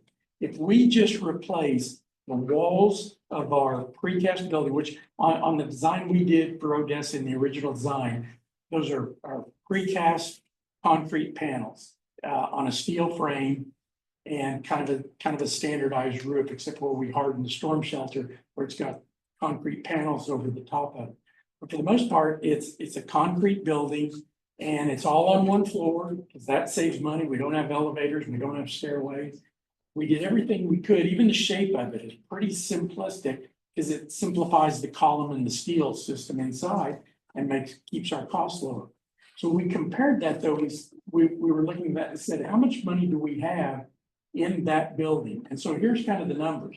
The walls are about $40 a square foot. The roof is about $28 a square foot, and the steel frame, not the rebar and all that, but the steel frame is about $13 a square foot. So if we substituted that for a metal building, we're trying to compare it to $81 per square foot for a, that $12,000, that should be 12,000 square feet, because that's kind of roughly the size the building's been cut down to. So I'm taking $81 times a 12,000 square foot building, which is kind of the latest cut down I was looking at. And that amounts to about $972,000. That's what we have in the walls and the roof structure of this building, which is what we would replace with a metal building if we were going to go that route. And I have very current numbers on metal buildings. And a pre-engineered metal building, that's a red iron building with the metal skin, it's about a 22 to 29 gauge metal skin, is about $54 per square foot. So you're substituting a $54 square foot replacement for that building that's precast concrete and a single ply roofing membrane.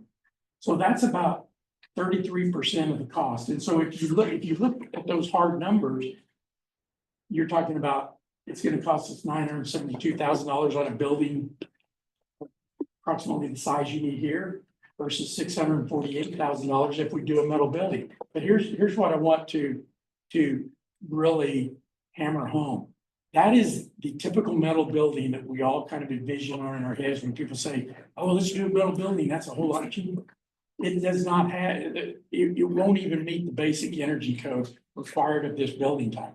A police facility is a critical use building, which means it's 24/7 operated for a certain purpose. It has to meet certain building codes, it has to meet certain energy codes. And the energy code required of this building means it has to have continuous insulation around the outside of the building.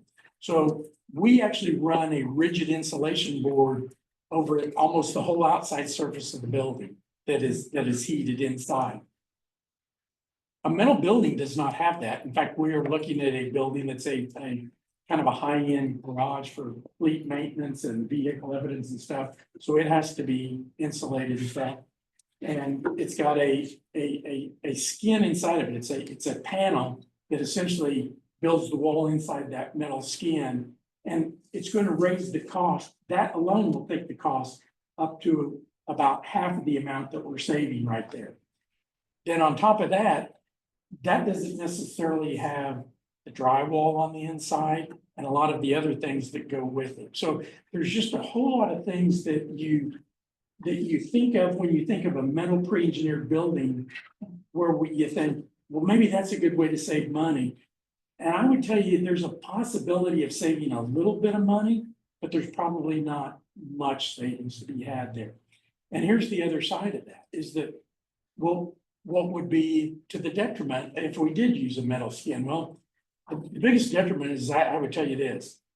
The police building that we designed initially, you couldn't get into that building. You can get into any metal building with a pair of tin snips. That's all it takes to get into a metal building. And so that's one thing, is security. There's other things as well. This whole issue with the energy codes having to meet that, the difficulty in getting that, making it more expensive. There's also things like if you use metal panels, they actually last pretty well for quite a few years. But you can get issues with them where they rust. And if they start rusting, then you can start having a lot of problems. And one of the things we do in these buildings that we're designing now, one of the reasons they're more expensive than a house is they're not a simple exterior wall. They have to last many, many years. We were talking about the length of time these projects last. This building, if you build it if you built the building that we were proposing, it's gonna be there in 100 years. So you were talking about expansion, that type of thing. We accommodated a lot of the expansion. We talked about the time frame. Yes, we plan to a 20-year planning period, but depending on growth, we know that in most communities, when we plan 20 years out, and it's really hard to plan much beyond 20 years because you really get into guessing. So the better thing is just to make sure you have room on your site to expand the building. But when we plan 20 years out, we know that building is probably gonna last most of the communities we deal with. And probably we would see the same thing here for 35 years, maybe 40 years. It might last longer than that. Now, if you have these big growth, it might not last as long. But we do believe that it's going to last a long time. And since it's going to be standing there in 100 years, we want to make sure the most important thing we do on a building on the envelope is keep out water infiltration. And water infiltration is not just rip leaks. It's water infiltration migrates in if you have an imbalance in the pressures in the building, and the gaps in the building can actually suck water into the building. So these buildings are built to a level to last a long, long time.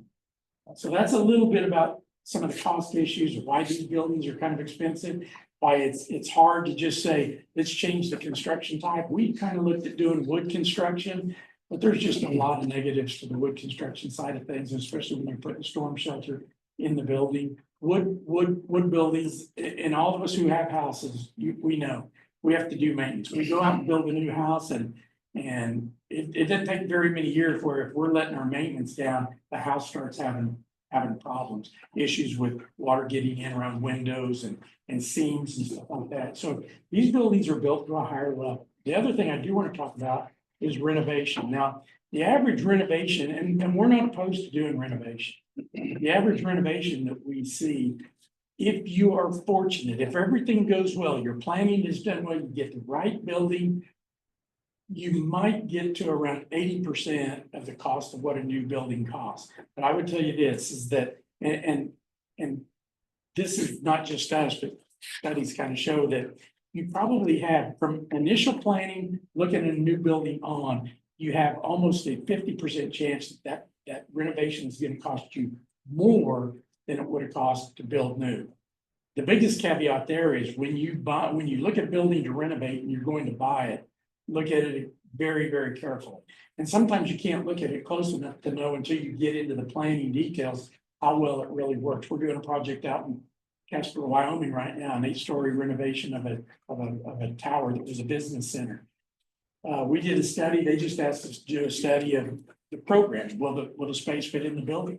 It's all they paid us to do. In fact, we did it as a cursory, just as a good faith gesture. We told them, yeah, the program that we designed will fit in that building. And they bought the building. I had told them up front, I said, y'all really ought to do a due diligence and look at certainly the hazardous materials in it, but there's a whole lot of other things that probably should have been like that. They bought the building, they negotiated the price, they paid 3 times the amount they intended to pay for the building. We got into the design, started realizing with the new design in the building that the mechanical systems wouldn't even support the basic use of the building. Windows don't meet the energy code. There's lots of asbestos in the building. They're now, the project is going through a bunch of delays and it'll probably be built incrementally not simply because they didn't do due diligence on it. Part of it was that, but part of it is it's hard to see everything. It's unforeseen until you actually get in there and start constructing the facility. So can you save in a renovation? It's possible. We have one project we did. We built it for 50% of the cost of it because it was for Kearney, Nebraska. The Nebraska Public Power District moved out of their building, sold the building to the city of Kearney for $1. It was a great building, 1960s, 70s type building. Had a great system. We could just get it. It was a good building. We didn't have to add a lot of windows on the outside. We didn't have to add a lot of mechanical equipment to the rooftop. See, these are things that drive up the cost. People buy a building and somebody wants to sell that building because it's got walls, it's got windows, it's got mechanical equipment, it's got plumbing equipment. It's got a roof on it. Half the time what you find out is almost not, you're redoing most all of that stuff to make it work as a police facility. We cut new doors because we have to have egress and access points in certain areas. We cut new windows. The mechanical systems are not geared to support a critical use building. They don't have backup generators. There's just a host of things that go into it that drive the cost of that renovation project up. So you got to be extremely careful. And I wouldn't say that it's not worth considering if the right building came along, but you just have to be extremely careful in a renovation project. And I think it's easiest if you know going in, there's a good chance it's going to cost more than building that brand new building. And too many times you don't know it until the construction costs. That's most of the information I can share with you on some of these alternate building costs. I do want to show you something really to kind of put it all into perspective. That top building is a small training center that we were working on 6 or 7 months ago. It's a metal building. And the image below it is the 3D rendering we did of the building we had designed for the city of Odessa. Now, it is your decision. It is not my decision. I know which one has more appeal to me. And I would say this, I would say, and this is me, you all can make your decision. But if I go out to Washington, DC, if I went out to Washington, DC, and I went to the Lincoln Memorial, and I went to the White House, and I went to Congress, and they were all in metal buildings, what would I think about that? What would you all think? You don't have to answer. I think there is great value in our government buildings reflecting our ideas. It should be something that we can be proud of. And is there a cost to that? Yeah, there's going to be some cost to that, but you as a community can decide, is it worth it? Can we make a building for a law enforcement facility nearly as functional in a metal building as we can this other building? Yeah, we can, with some of the limitations I already told you about. And I think the costs are a lot closer to the building down below than you might think they are. But I think, 30 years down the road, 40 years down the road, when our kids and our grandkids look at what we did, I think that's something you as a committee should ask yourself and have those conversations. Is there some value to pay a little bit more, not the Taj Mahal, but is there some value to pay a little bit more for something that the community is going to look at it and they're going to be proud of? And that's kind of how I look at some of that. Just real quickly, I'm going to run down this, and the reason I'm running down to this is I want to show you where we are square footage wise now and what we might reduce to. So if you look at these numbers, just focus on the future, because that's the building we would be designing to. Our total space need at the time, the last thing we did and what we put in front of the public, 15,665. 12,300 of that is police need. The other needs are related to, let's see, is this?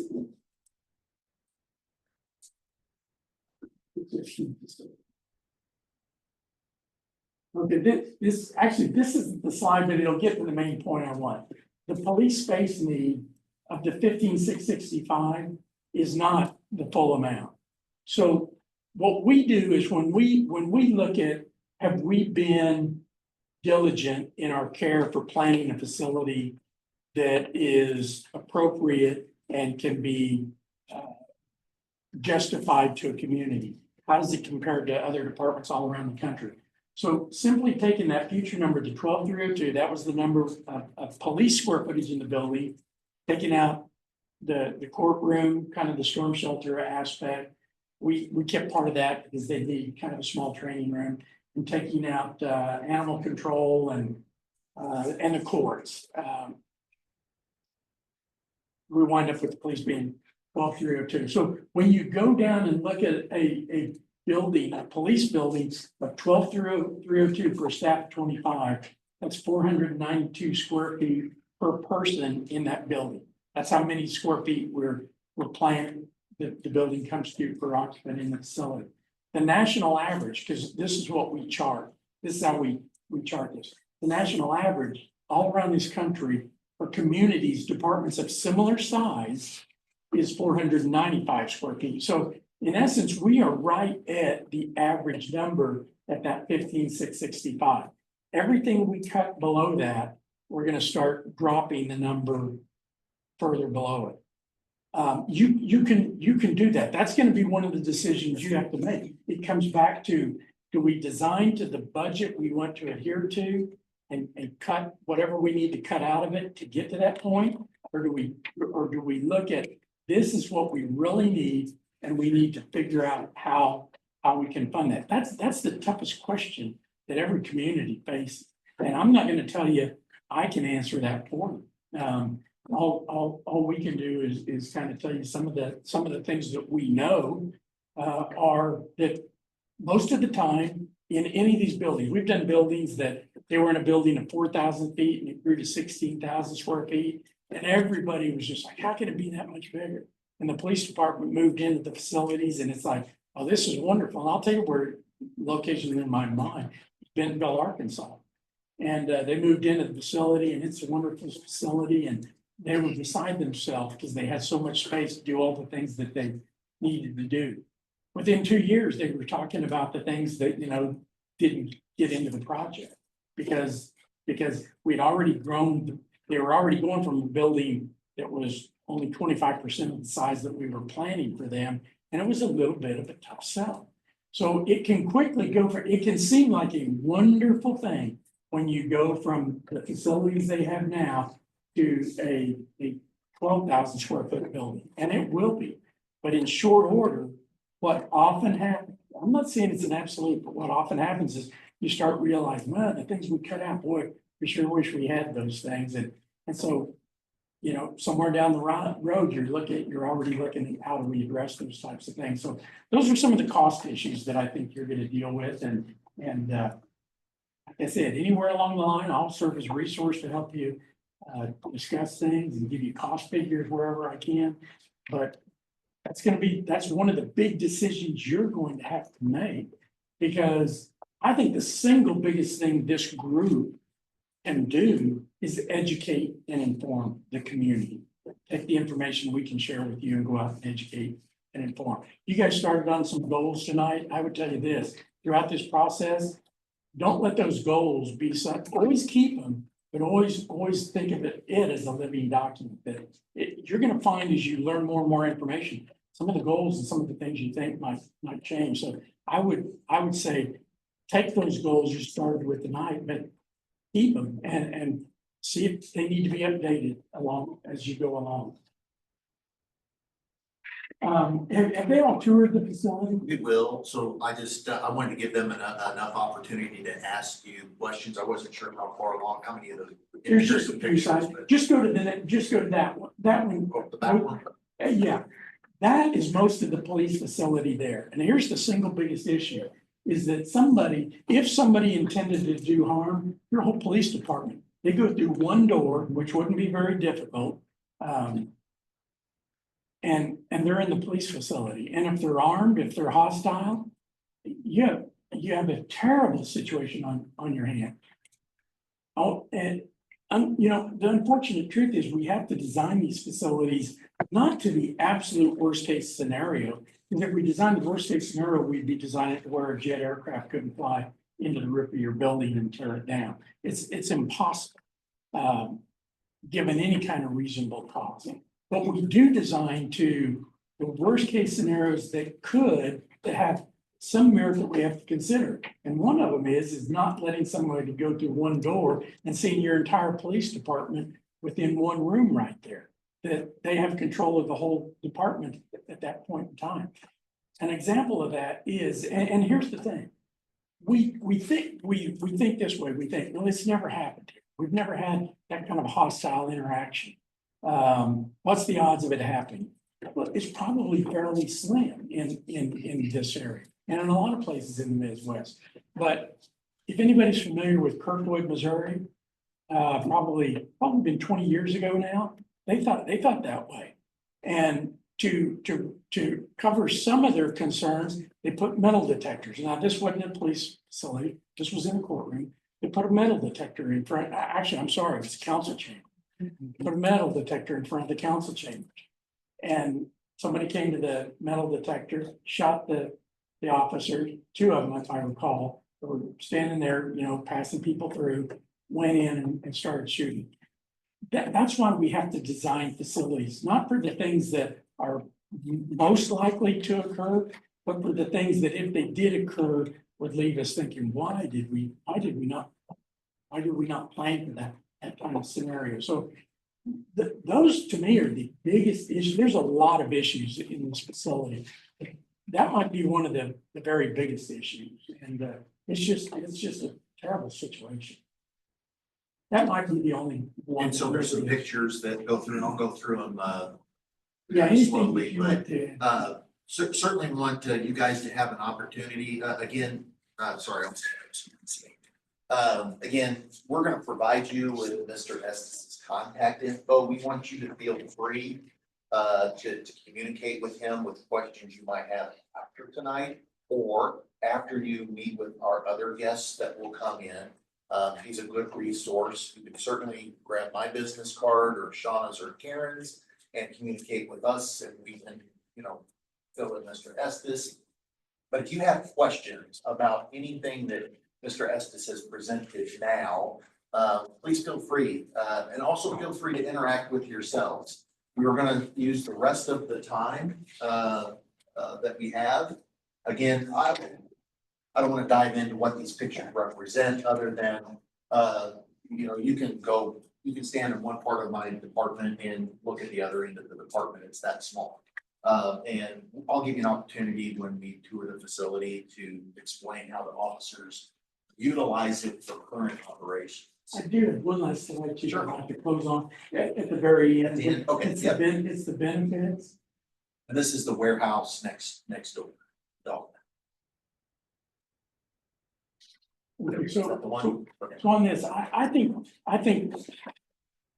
for the public to buy into any project, they not only need to know what's deficient about a facility, they need to know what's the benefits of doing this project. And I think these are the most critical aspects of it. Operational efficiency. I think one of the biggest things, one of the biggest, strongest selling points for this is community quality of life enhancement. When you think about it, people select communities based on quality of life. You know, it's the schools, it's the roads, it's the sewers, it's the cost of housing. But I don't think there's anything more important today than safety. And safety is delivered by your police departments and fire departments.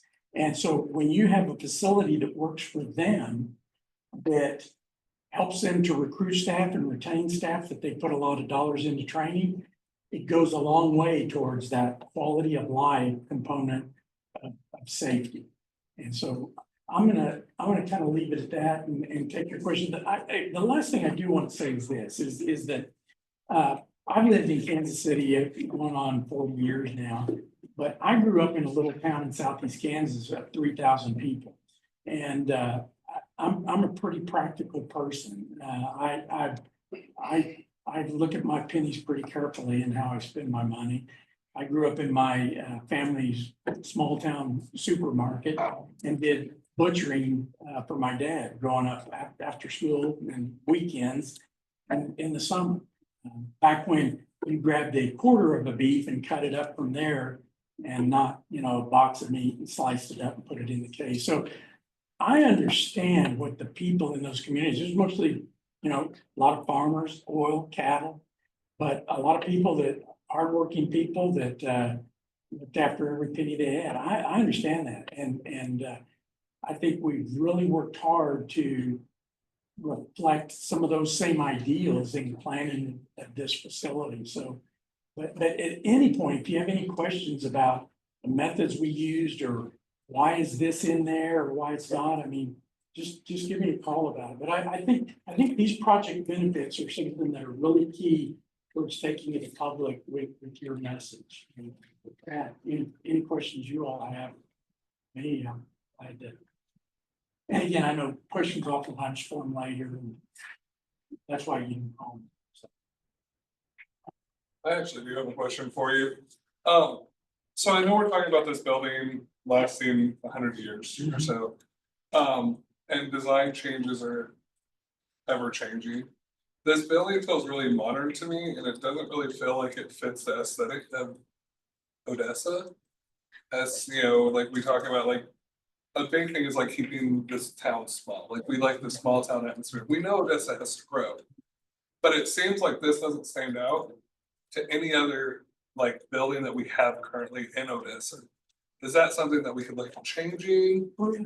Yeah. What I will tell you is this, is that we did do a relatively simplistic exterior type of, that's simply for cost. Anytime we go, we're doing precast. These are large panels that are delivered to the site and attached to the steel frame. They come with we select the textures and any striations or any grooving joint on that. The outside picture slide. The slide with the external picture of the building, the design. Yeah. I think it might be further a bit too. There you go. We had some discussions about aesthetics. One of the things we typically offer is we do an exercise that you can put any group you want to go. This group, you can get other community members.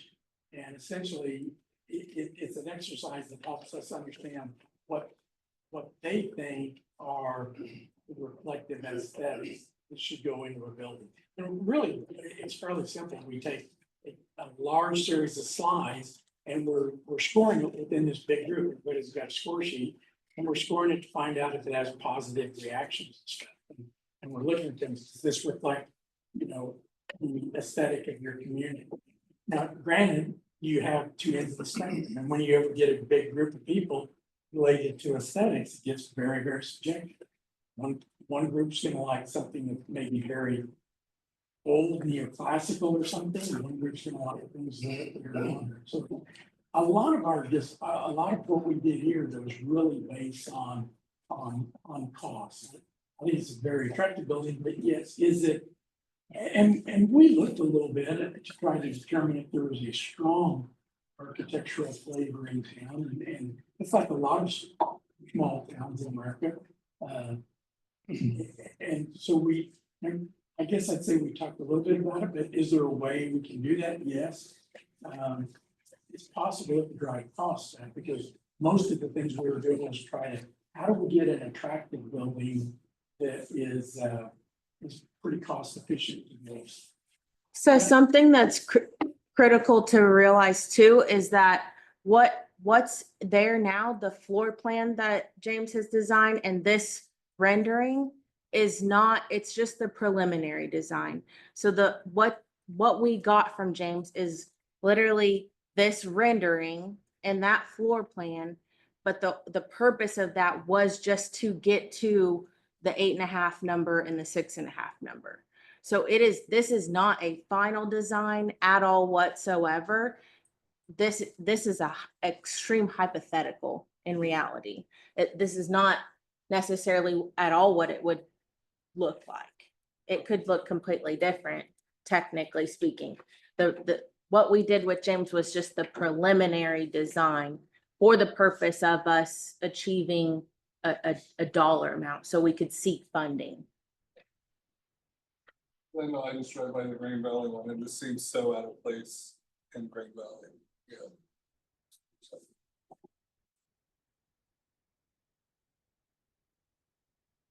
Any other questions? I'll point out, sorry, Mr. Estes had pointed out, building a square, right angled square is less expensive than one that's got round edges and different angles here, there, and everywhere. Those are aesthetically nice, they look good, but our goal was to reduce costs and build present what we felt was needed in the community based on the needs assessment, and design a simplistic building that covered all of those programs. So like your question, can it be? Yes, but every time you put a round corner on something and your thoughts will go low. Not that it can be your all's discussion, that's perfectly fine. But that would be something we would want to think through. And certainly if you have questions about those types of ideas, Mr. Estes could be available to do. But even like the front like bump outs, if you will, those are purely aesthetic. The square rectangle shape of the building is the only thing that was actually, designed for floor plan reasonings. And colors can change too. Yeah. You might think this is a great idea, but if you want it in gray, Yeah. Those are all ideas that you guys can certainly talk about if you want to. If you want to. Okay. Well, We've thrown a lot of information. Yeah. I know we have. And again, please stay and talk amongst yourselves if you would like, as much as you want to. Karen did talk a little bit about how you'll set up a chairperson at the next meeting. So you might be thinking about that. And again, Tuesday, next week, we will be meeting here again. Is there anything else? no, I'm thinking it might be beneficial too, if maybe we start off the next meeting with like a group discussion or group debrief on this presentation. Just to be able to give you guys some time to think about this and then have some group dialogue. Just to kick off that meeting before we start talking about funding. Potentially. Cause now we're kind of late, now we're getting tired. So Well, I'm excited to present this, that was very, very important for this group, and for the community, to know what your goals are. we won't make the rest of the meetings this long. We do appreciate it. Any questions for Shauna or myself? Hang out as long as you want to, discuss amongst yourselves. Is there an adjournment process? No, can't stay and Okay. talk, they're adjourned. I'm sorry. Aaron? What? They can't stay and talk if they're adjourned. No. Yeah, no, they don't, there's no adjournment. Okay. It's open. Thank you all very much. Thank you. I appreciate it. Okay.